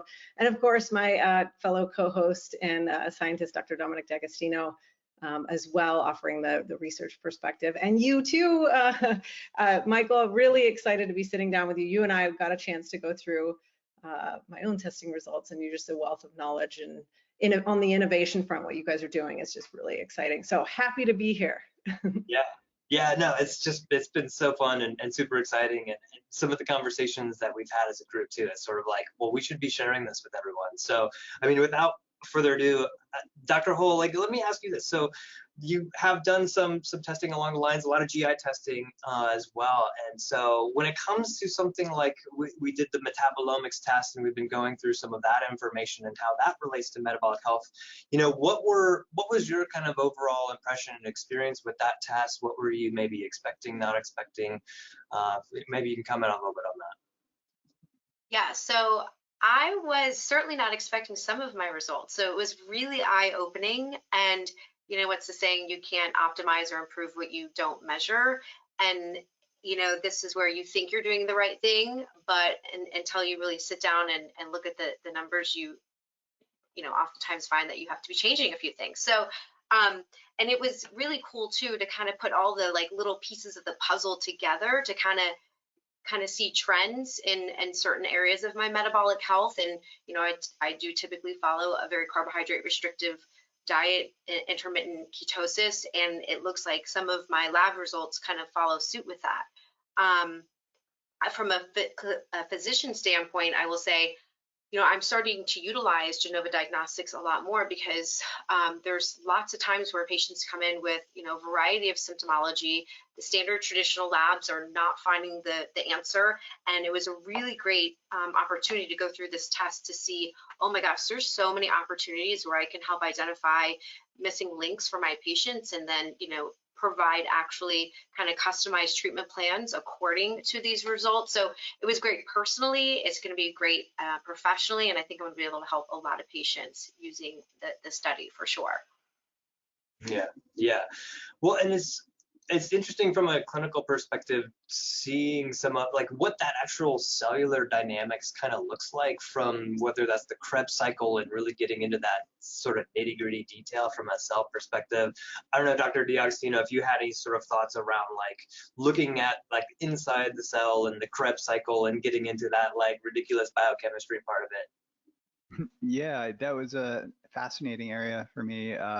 It looked like my mitochondrial function and antioxidant status was very good. And there's some things that really popped out for me, I think, in the context of being on a ketogenic diet. You know, it flagged beta hydroxybutyrate, lactate was very low, which is, I guess, a good sign for mitochondrial health. But I found the test to be very non-invasive, which is great, and very convenient to be, you know, to be able to do this at home.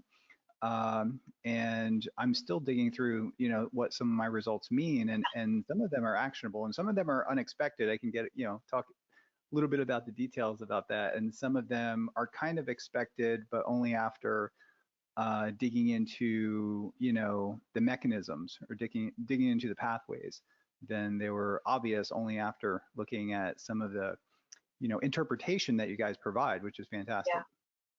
Yeah, Nice. that's one thing that's fantastic. Yes, because it's not only are you giving like, you know, the areas where you're lacking or excessive, et cetera, but giving kind of the root cause of that, just recommendations on nutritional changes that can be made. So it's actually giving a solution to the problem in addition to identifying the problem. Very helpful. Yeah. Well, I'm curious too, Victoria, you know, what was your kind of experience with ordering the tests, collecting the sample, like just kind of the general process? Like, did you see any sort of issues come up with that, or what was your kind of like initial response to a test like this, I guess? Yeah, it was great. I mean, I got to cheat a little bit because I've done GI effects before, so I kind of had a bit of an understanding of what to expect, which was an amazing test as well, by the way. But yeah, it was really easy. I mean, you get the whole kit in the mail. You don't have to go anywhere. You're right there. You basically, for lack of other words, you pee in a cup and you take your blood and you follow the steps. The thing is that the instructions are so clearly sort of explained, and not just like once. There's little like reminder sheets and things like that are very, very helpful.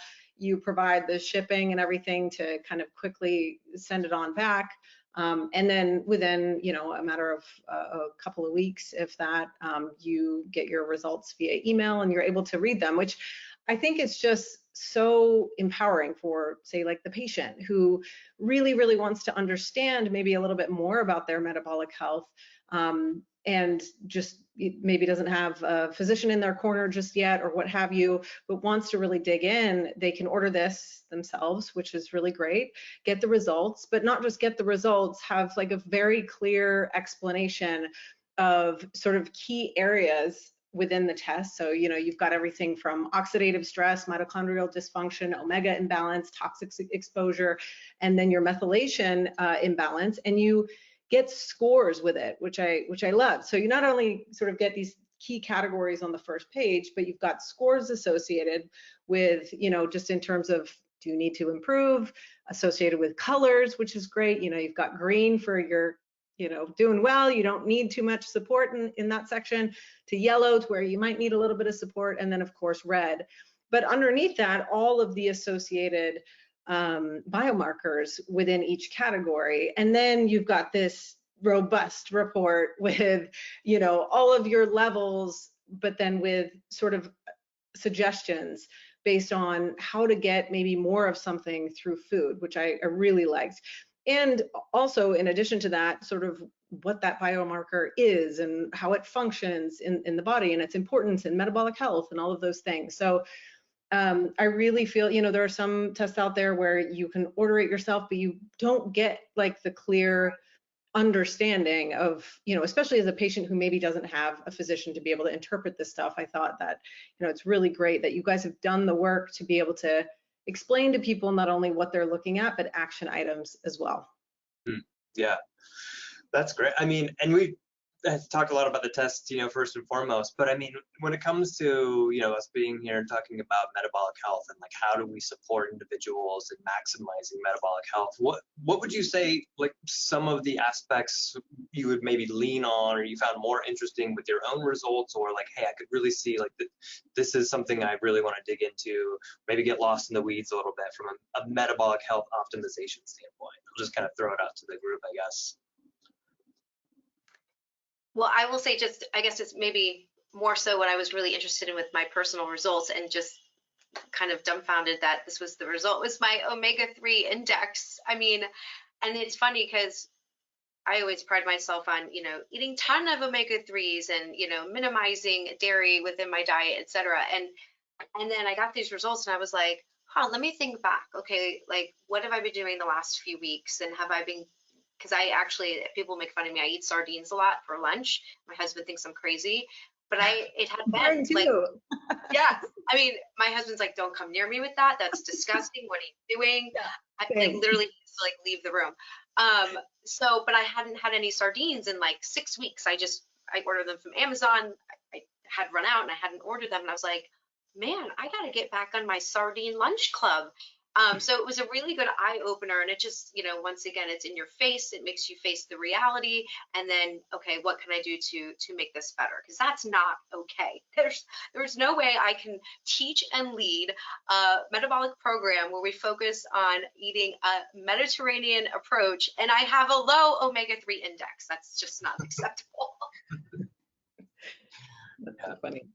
Yeah, no, I'm kind of it's so funny that you you look at the results that way, because, you know, I think we're all very much, you know, super big advocates within our own lives of metabolic health and eating all the right things and, you know, taking the supplements and exercising and trying to do all the right stuff, right? So when you get this report, you're like, it better be all green. And then you're like, you know, it's interesting when you are able to uncover some of the things that maybe you didn't realize might need a little bit of a boost. For me, it was really interesting because I've kind of been going down a bit of a rabbit hole. I've shared with, I mean, the group here knows, had a bad COVID infection in 2020, even though doing all the right things when it comes to optimizing metabolic health.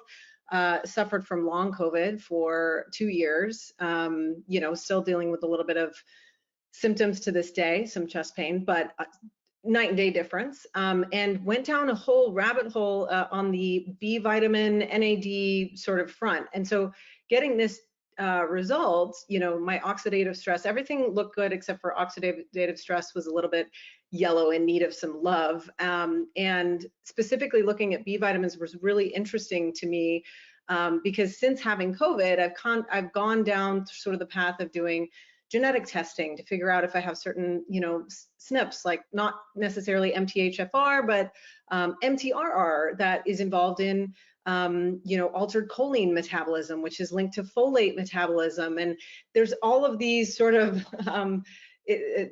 patterns that were kind of popping up for me. My folate was low, some of my B vitamins, some of those B vitamins, are precursors for NAD. And what was the one thing that's two things that have helped me in my long COVID journey: NAD IV, high dose, and prolonged fasting, both potentially boosting my NAD, making me feel a little bit better. So getting those results, and really aligning it with my genetic test. And then also, my diet is full of B vitamins, choline, folate. I also supplement with those things. But clearly I need to continue to up my game, continue to dig a little bit deeper, maybe take the Genova methylation test to explore that further. But for me, that was really interesting because I've been kind of going down this path. Even my physician was like, he was the one that suggested NAD IVs, and there's a whole theory, a scientific theory out there that researchers are digging into around the virus depleting cellular NAD stores. So it kind of all synced up and made sense, but was cool to see it on paper and get some actionable items along with it for me. Yeah, really good. Well, and I was just gonna, Victoria, if you don't mind me sharing just a little bit of kind of that conversation we had around the NAD and some of the nitty-gritty wormhole that we go down to sometimes. One of the things about a test like this is, like we're saying, at a high level, it tells you about things like oxidative stress, mitochondrial dysfunction, but then you can get into like the individual data and really start to kind of dig into that. I don't know if you guys can see my screen right here, but one of the conversations we had with Victoria was around this pathway right here called the kynurenine pathway. And I can zoom in a little bit too. But that pathway actually is, it takes tryptophan as an amino acid, and ultimately tryptophan can go and produce things like serotonin and go down that direction, but it can also go down this kynurenine pathway, which ultimately produces NAD. And in the presence of inflammation and oxidative stress, the body actually upregulates that pathway to create more NAD. But one of the things we found was that this kind of flows downstream like a waterfall from kynurenic acid down into the next, and it looked like there was a little bit of a hiccup there in that overall production into NAD. And these are very B6 dependent pathways. So the conversation was, hey, maybe if we add a little bit additional B6, that'll help the body in supporting that upregulation of the NAD. So it kind of demonstrates, like, at a very high level, we can get this, hey, maybe you should take some nutrients, but if you really want to kind of dig into a lot of the nitty gritty, that's where some of our support materials help. Hopefully, if you're interested in that too. But I don't know, I'd love to get other people's thoughts on that sort of thing, or happy to go down other wormholes. That's about part of my role here, I guess. Yeah, no, it was really fascinating to dive into that with you, just in seeing the physical change after, and I know NAD IVs and supplementation can be a little controversial, so maybe the science, we need to continue to build on the science there. But for me, after an NAD high dose IV, my chest pain would go away for days at a time, which is really, really fascinating. So, definitely a rabbit hole I want to continue to dig into for sure. But yeah, would love to hear anybody else's thoughts on that for sure. Was everybody's beta hydroxybutyric acid a little elevated, Michael? Yes. Most of us follow. Yeah, yours was higher than mine, Victoria. Oh, was it? Did we look at it? I love it. I did love Were you fasting? It's totally a competition. What was Dom's? Now probably 30. It was not that high. It was like, I mean, you were like pinned out beyond. You were like a couple standard deviations outside the norm. It looks like you were like 12, right, or something. Yours was 12.5. Yeah. 12.5. Wow. Good deal. But where were you at? I was 5.8. Okay. Wah, wah, wah. I was about that. It's okay. It doesn't necessarily, it's not, good or bad. I mean, I'm just It's funny though. It's funny you were looking at that. I know, because I was curious about how some of those ketosis related markers, would come back, and it's the moment of truth, right? Well, it's interesting too, and we had a little bit of this conversation, and Dr. D'Agostino, I'd love to get some of your thoughts around this too. So one thing, after the last Metabolic Health Summit, which was amazing for us to participate, you guys sort of convinced me, I will say. And so I actually did a little bit of my own experiment around ketosis and was doing tracking with CGMs, and that was a little bit part of the talk a little bit earlier. But one of the things that I have been kind of obsessed with and can't get enough of is there's the beta hydroxybutyric acid, and this was my result 2 months after Metabolic Health Summit, after I'd been on ketosis for about 2 months. 19. Look at that guy. Oh, you win. As one of the things, because I think over time, right, like I will not produce that many anymore. But this was kind of like my first 1 to 2 months into it. And so I think I was really my body was like ramping up a ton of ketone production. But another thing is that there's sort of this very similar alpha hydroxybutyric acid as compared to beta hydroxybutyric acid, which is part of a detoxification pathway. In the research, I've only seen it with respect to they've studied it with poor lifestyle habits, sedentariness or alcohol intake and things of that nature. But I'm super fascinated about the upregulation of this and how it relates to perhaps the antioxidant capacity of ketosis as well. And I don't know if that's anything that you've thought about, but just something I've been thinking about. Yeah, it's really, your body was probably transitioning. It looks like you have a lot of things kind of outside of range, or were you just like getting into, I mean, relatively speaking, and there's also the MTBE. I want to ask you about that because I have some comments about that. Mine was elevated too. Yeah. So kind of, what was your question in regards to your specific question, Michael? Well, yeah, I think the antioxidant capacity of ketone production and how it relates, because we talk about oxidative stress on this test quite a bit, and the power of metabolic health in sort of reducing oxidative burden. And so I wonder down the road, if there's a way maybe even just to study this a little bit further as far as actual ways we can track this perhaps. Yeah. Well, there's a variety of different tests that can be done. What was your urine oxidative stress marker? Did that go? Because what happens is the general consensus in the literature is that there's a transient increase in oxidative stress, and then through adaptation, then there's a upregulation of endogenous antioxidant mechanisms, glutathione, superoxide dismutase, catalase, all these things kind of ramp up over time. And I think NRF2 is also activated like in the initial stages. So, but it's complex, and it depends on and the adaptation depends on the person. But it looks like you were, yeah, I had a little bit.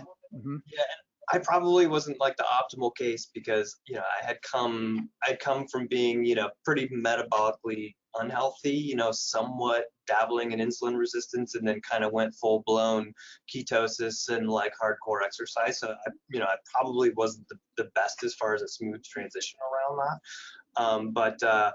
I'd also be curious too, as far as your results, like what did you see from some of the things that surprised you, I guess?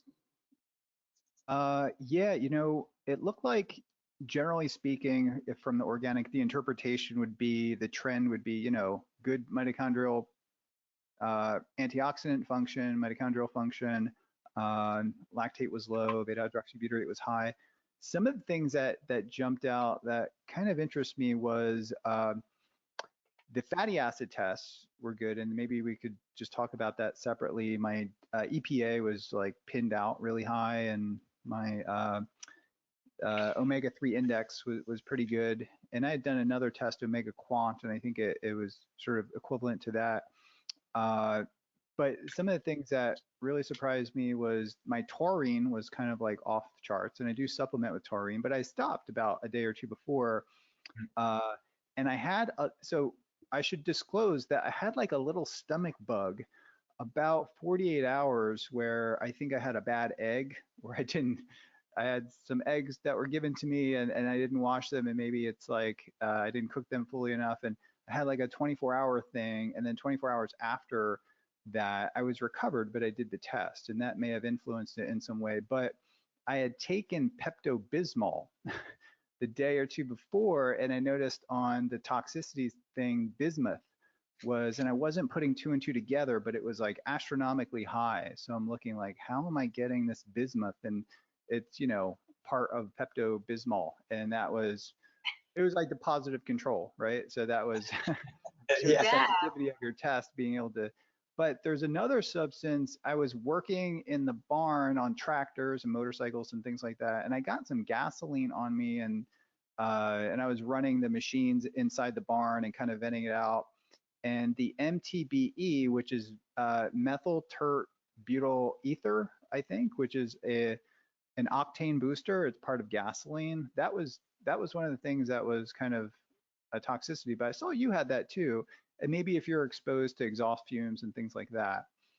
So, and it reminded me that I should probably test my water, because we live on a farm where there was a lot of, activity and machinery and petrol chemicals and stuff used. So, so it put things on my radar I would otherwise not have noticed. And I really appreciate the sensitivity of the test and being able to measure so many different things. I think that's fantastic. Yeah, it's funny, like so many of these little biomarkers for us here, like we have like basically their every little story, and I feel like with that MTBE, kind of that gasoline additive, so many times we will see it. We actually had, I remember the story where it was finally discovered that there was a patient who was basically going to a gas station for a Slurpee like every single morning, and the MTBE was off the charts.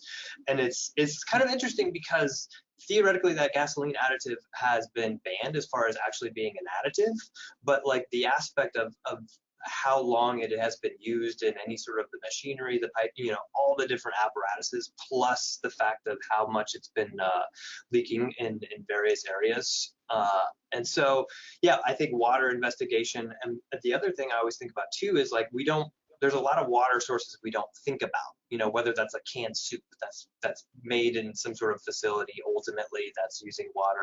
There's so many of those other areas where we're getting water substances, whether that's wine that you're drinking or what have you, that, we want to think about clean sources environmentally across not just our home water, but, as much as possible, I guess.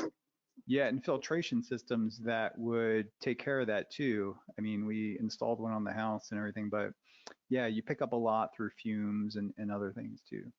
But that was, yeah. Oh, yeah, sorry. I mean, I do eat an astronomically high amount of fish. So from a variety of different sources, or different kinds of fish, mostly sardines and mackerel. And it was good to see, and I validate it with other tests too, even a hair test and like a Quest diagnostic, blood test validated, and it's very consistent with that. This test was consistent with that finding that my lead and mercury were low. So it's good to know that. I mean, if one was to look at how much fish I eat, they would just assume that my heavy metals would be off the charts, but that could also be indicative of the detoxification pathways too are working properly. Yeah. And then the types of fish, being like sardines, are going to have a far less content. So that's a good choice. Yeah. I mean, I'll eat grouper. Like this weekend I had grouper, and some, I'll eat other fish too, but it's just the amount of fish. Sometimes, like some days, like up to 2 pounds, even 3 pounds of fish when we were traveling, like a lot of fish. I eat a lot of. So, I mean, I will get a weekly amount of recommended fish within like half a day sometimes. Like I do eat a lot of fish, and so it's really good. What was your omega-3 index like then, Dom? Was it good? It was good, yeah. I think it was like 4 or 5 or something. Oh yeah. You got a 7.9. What was yours, Allison? It was 3.7. Oh, that's good though, right? No, it's not. It's got to be greater than 4. Oh, you know what? Wait, I don't know if this is part of, kind of being sick or whatever, but I've done an omega quant test after eating a lot of fish, and it was like 9 or 10 or something like that. So I think it was, so I don't know I would be curious to see how fast it changes relative to your diet. Yeah. Yeah. Do you know that, Michael? Like how? Yeah, sorry, we have some thoughts on that too. And you know, it's just so funny because here at Genova we have a lot of conversations, you know, all the time with various clinicians. So we've seen this report in probably thousands and thousands of people. And so honestly, to see a 7.9 like the one here, that is pretty darn good overall from a omega-3 perspective. I mean, it's so common to see it in the 2s, 3s, 4s. With respect to kind of the window of time for diets, what we tend to think of, so we're looking at a blood spot here, which is a little bit different than like say a red blood cell analysis. A red blood cell typically lives about 90 to 120 days. With a whole blood, you know, it's a combination of the red blood cell and the plasma together. And the plasma tends to turn over like 2 to 4 weeks or so. And so I tend to think our window of time is probably reflective of the last maybe month is kind of a fair proxy. It's a little bit of an estimate, admittedly, but I think it's in combination with those two things. Mm-hmm. Yeah. Okay, yeah, that makes sense. That was same with Dom. Just I eat a lot of fish myself as well, and the fact that this test is obviously inclusive of toxic exposure, I think it's something that is often like an afterthought or really not considered in, you know, metabolic health testing all the time. And it's such an interesting category because our environment is dramatically changed over the course of time to where we're constantly exposed to so many different chemicals and things, from our water supply to the foods we eat to, unfortunately, the fish in the ocean, that I was really appreciative of that. Scared what my results were going to be, but thankfully they were good. But I was a little scared about getting the heavy metals back, but have been working kind of diligently to detoxify the house and things. So that was an area that I was very appreciative of in the test as well. I know my first reaction, and thankfully mine was pretty good, was of course like my kids. I want to see what my kids are. My kids, they have 2 boys. They're competitive soccer players, and so they're always needing, you know, to take water on the go, and they like to take up, you know, plastic water bottles, and it drives me nuts. And 13 and 11, and they don't always listen to mom. So part of me is like, let's get that test result and see what it is so they can stop using plastic. And yes, I would like to think I can control all of that, but if you're a parent, you can understand you can't control it all. That's so hard. Plastic is everywhere. It's so hard to avoid. Yes. But yes, same. I'm the same way about plastics and things. And you think you'll test your kids? Is that? I am like super. I would really like to. I would of course want to test my husband now as well. And of course I have my like list of patients that this would be really informative with. So it just gives you such greater insight at like what's really happening and how you can tweak and adjust. And you know, it's, as you mentioned, Victoria, it's empowering. I now know things I can specifically work on. Another area for me was glycine. My test results showed me that I was really deficient in glycine. And then, like you, Dom, kind of like looking into, well, why would that be? And this is my theory, and Michael and Dom, everyone, Victoria, you can jump in. Being that I do typically follow such a low carbohydrate diet in and out of ketosis, glycine's needed for gluconeogenesis. So if I'm going to have glucose, my body needs to make it, you know, so or recycle lactate into glycogen and break down. So I'm thinking that this is where, being that glycine is non-essential, right? Your body can make it. Is it possible that I am just, you know, overutilizing what I have because I do require to go through gluconeogenesis so often because I'm following a low carbohydrate and ketogenic diet? And the same thing was glutamine. That one was also low, but glycine was the most. And then because I'm, you know, low or needing glycine, that, you know, as Michael taught me, that affects sleep, and you know, it affects inhibitory neurotransmitter production. So I was like, oh, well, that explains my, you know, I thought it was just being 45 and not sleeping well.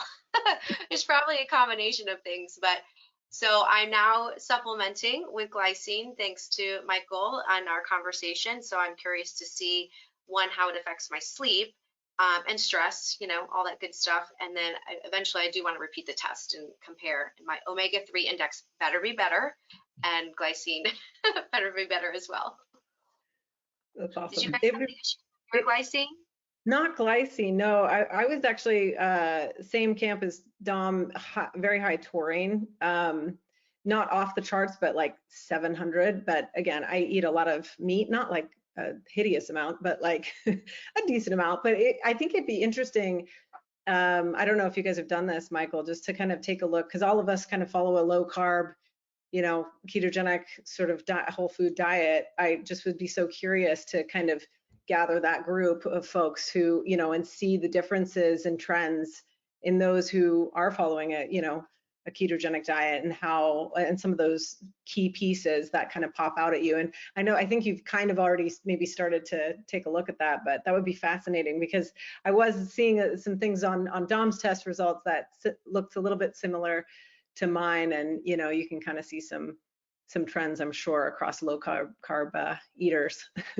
I noticed the reference range is different. Like, actually, I do have low glycine, it's 84, but my reference range is 47 to 435, I guess, for males in my age category. So that's, yeah, pretty different reference range. But my succinic acid was lower, and I know that there's a couple papers on the succinic acid dehydrogenase can be, increased during ketosis, and that could play a role there. And I know there was sort of and succinic acid. So Yeah. is this you, Allison? This is your test up there. This is you, Dom. Beta hydroxybutyrate.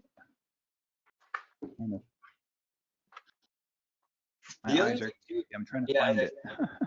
Oh yeah, right down here. Wait, I have a box over it. I gotta scroll down. Bottom left. Succinic acid, bottom left. Yep. Bottom left. You were non-detectable. Yeah, non-detectable. So what was everybody else's succinic acid? Mine was like 3.6. So mine was on the higher side. Mine was in the yellow, which is interesting. I was also 3.6, Victoria. Oh, okay. Nice. High five. I don't know if that's good, but that's so funny. How random. We're in the good zone. Right. Yeah. Michael, is there any consensus, or has like someone validated the test from day to day? Like, how do these, if all things equal, and do we know the variation, from day to day? Yeah, to a certain extent, Dom, I would say it's probably, we have a lot to learn around that. What we do know is it being a urine test that, it tends to be a little bit more reflective of a window of time of the last 2 to 3 days, because that's kind of what you can think of from urine as far as systemic turnover with metabolomics. That being said, it can be really interesting. If somebody dramatically obviously changes their diet, then I think we will see some variation that's to be expected. When part of the instructions is to have people do as much to like normal as their regular diet is, so we can see how their system is kind of processing what they're doing on a regular basis. So therefore we can know what changes we might make. But I'll say, a little bit more of an anecdotal perspective.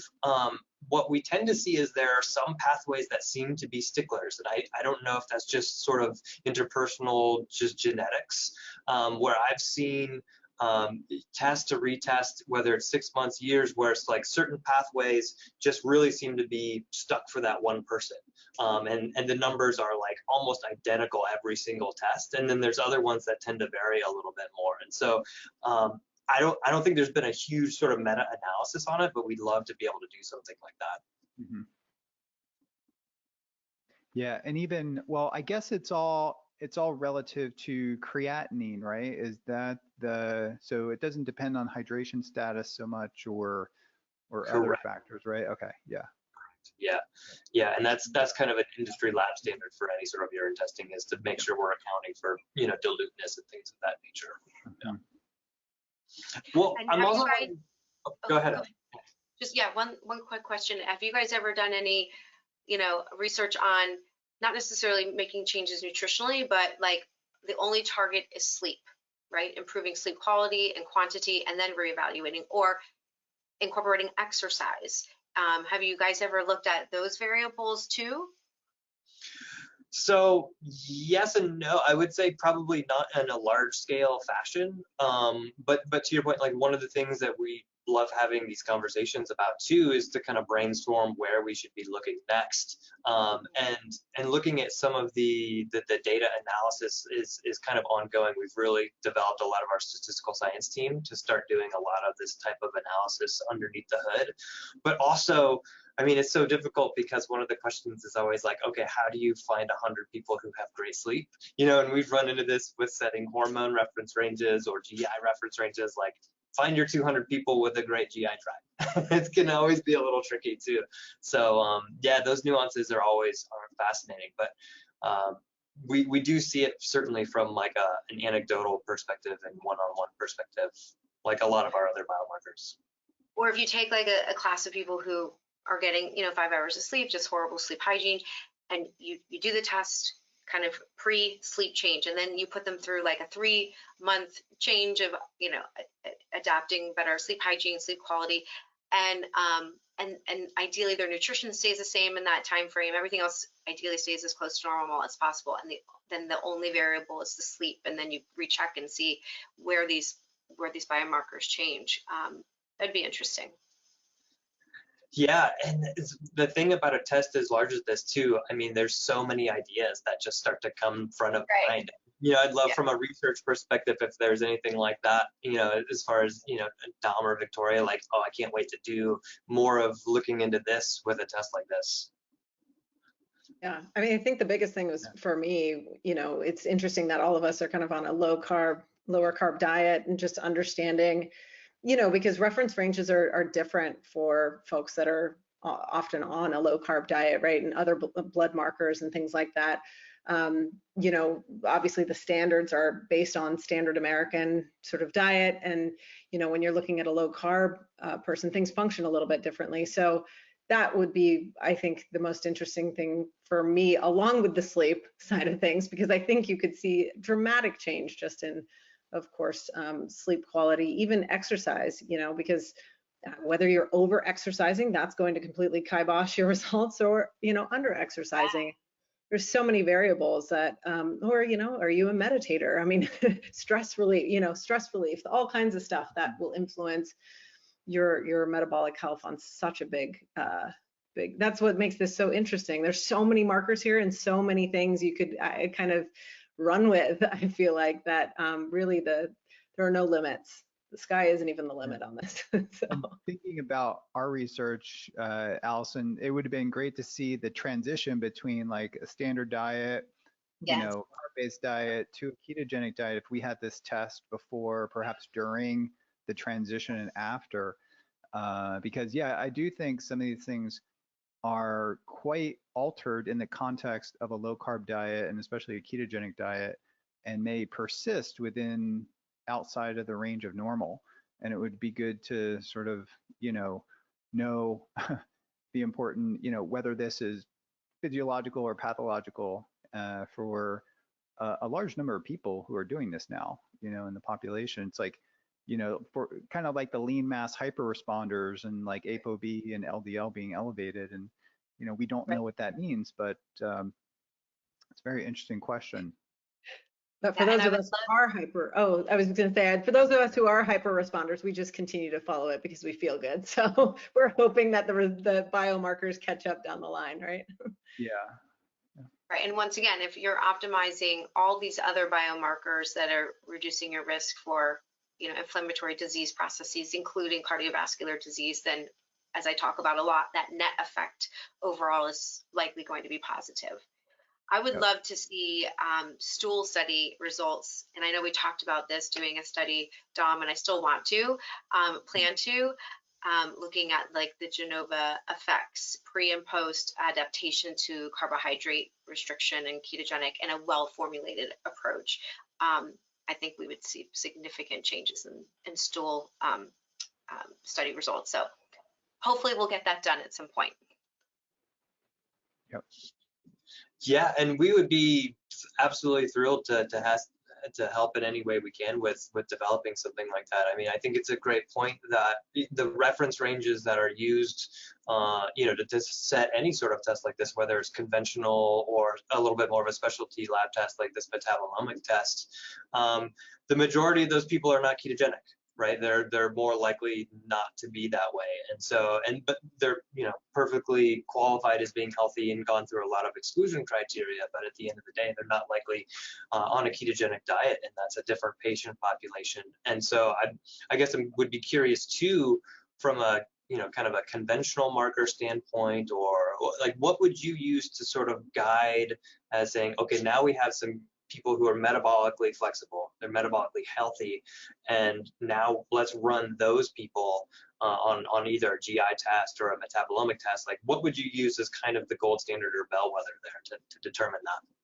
Well, I would actually love to take a person who's insulin resistant, right, obese, following a horrible diet, and then adopt a well-formulated carbohydrate restrictive diet and compare pre and post.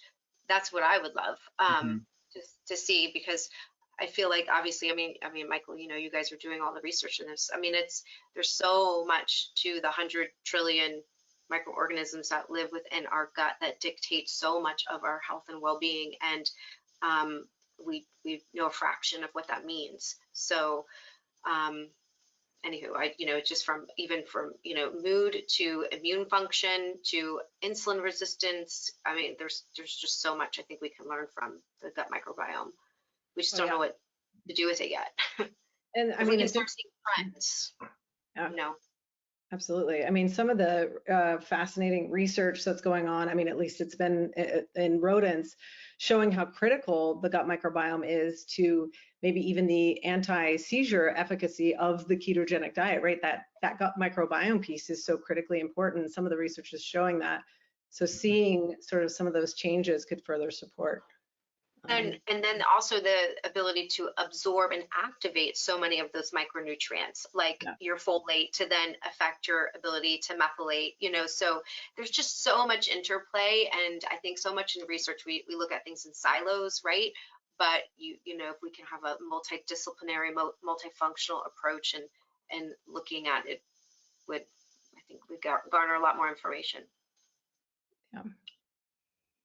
Yeah, this test in the context of just like standard, blood work, comprehensive metabolic panel, maybe insulin or some cardiometabolic, becomes, even astronomically more insightful, right? When you view it in the context of how other things are changing, especially insulin, like bringing insulin down, or inflammation markers like HSCRP as they come down. It'd be very interesting to see how it would influence this test. Yeah, agreed. We'd love to, dig into that, because, it seems very likely that there's probably a lot of data to uncover in looking at those populations and what type of patterns might be predictive, and being able to sort of risk stratify metabolic disease even earlier than we can do with some of our conventional markers would be, I think, really great from a long-term goal perspective. And just even, I mean, I know from genetic perspectives and people living in same households and families, a lot of times their gut microbiome is similar. And is it because of the kind of the genetics? Is it because of the environment? Is it because they're eating similar food? But the world of obesity and how difficult it is to overcome, I do think this gut microbiome plays a huge role in making it easier or harder for a patient to comply with dietary changes and combat insulin resistance. So, obviously we're utilizing fecal transplantation for, C. difficile, like recalcitrant C. difficile colitis infections. But I think, down the road, maybe there'll be, more fecal transplantation to optimize metabolic health and aid as a treatment to obesity. I know everybody on the other end here is like, what is she talking about? Fecal transplantation, but it might actually put somebody in a better position to have success when trying to adopt nutritional changes. But I digress. Totally. Absolutely. Well, I do want to be respectful of everyone here's time and all the audience's time, and especially your guys' time. I know you guys are really, really busy with all the brilliance that you're imparting into the world on a regular basis. And I do also want to just thank you guys for being part of this discussion and being part of this kind of whole collaboration that we've been doing. And just give a couple details around some of the things that we're doing and upcoming. You know, for anyone that's listening, I wanted to mention that you can also get a metabolomics test yourself. You can go to the website connect.gdx.net and use the promo code there, MHRMM $50 to get $50 off that test if that's something that you would find interesting. And then also upcoming the 2024 Metabolic Health Summit that we are super excited about here. Victoria, I'll let you speak a little bit more about how awesome that's going to be. Yeah, we're really excited to be hosting another conference. So Metabolic Health Summit is a scientific and medical conference dedicated to the very latest science on metabolic health and metabolic-based therapies. We bring out the world's top experts. Dom, myself, and Dr. Angela Poff organize the conference and have speakers such as Dr. Allison Hull out there and amazing partners like Genova Diagnostics. So it's 4-day incredible experience. If you're a clinician, academic, or simply somebody who really wants to optimize their metabolic health, we cover a wide variety of areas from cancer, Alzheimer's, human performance, to diabetes, you name it. And it's, of course, offering continuing medical education as well. So we're really excited to kick that off. And it's going to be in Clearwater Beach, Florida, for 2024. Yeah, in January. So people can find more information to that at metabolichealthsummit.com. In 2023, we're actually going to be launching a medical education platform as well, covering the latest in metabolic health and metabolic-based therapy science. So certainly stay tuned. We're not bored over here at Metabolic Health Summit. Yeah, absolutely. And I know Allison, work always continues for you guys as well. And any plugs, anything you guys got going on that you want to communicate? Well, I have a new venture going on. Maybe I'll save it for another day, but some really cool stuff that, you know, my plan is we're taking my protocol to help patients adopt and sustain not just carbohydrate restriction as a metabolic therapy, but really to improve all facets of their well-being, including sleep and exercise relationships. And we're going to be putting it into an application format to integrate with electronic health records to support physicians as well as patients to, you know, bridge that gap to take better care of patients. So that's going to be coming. I'm now with Readout Health. I'm their Chief Medical Officer, and that's going to be coming within the next, we should be launching it come this summer. So more to come on that. Yeah. Awesome. Oh, for me, yeah, Metabolic Link podcast. It's like the companion podcast for Metabolic Health Summit. So directing people to that if you want to learn more about this topic. And, you know, I'm real excited to potentially use Genova toolkit, I guess you could say, for research that we're doing with Office of Navy Research, some of the undersea environment stuff, and even space research, to really understand, you know, what's happening in the context of extreme environment, would be high pressure environment undersea, or the space environment, which impairs mitochondrial function in space. So there's, you know, papers to show that in a multi-omics analysis recently in a twin study in astronauts. So it'd be really cool to apply these tools to those extreme environments that we study. So it's just like to plug that potential future research. We'd love that. That would be incredible. That'd be incredible. Yeah, and I just want to say, you know, on behalf of Genova and everyone else here, like, we just so appreciate everyone being on this call and the conversations that we have, and that you know, are being aligned in what we want to do with this type of medicine. Look forward to the future, and just you guys are really, really important out there. Keep doing the great work, and also, you know, thanks for joining us on this event.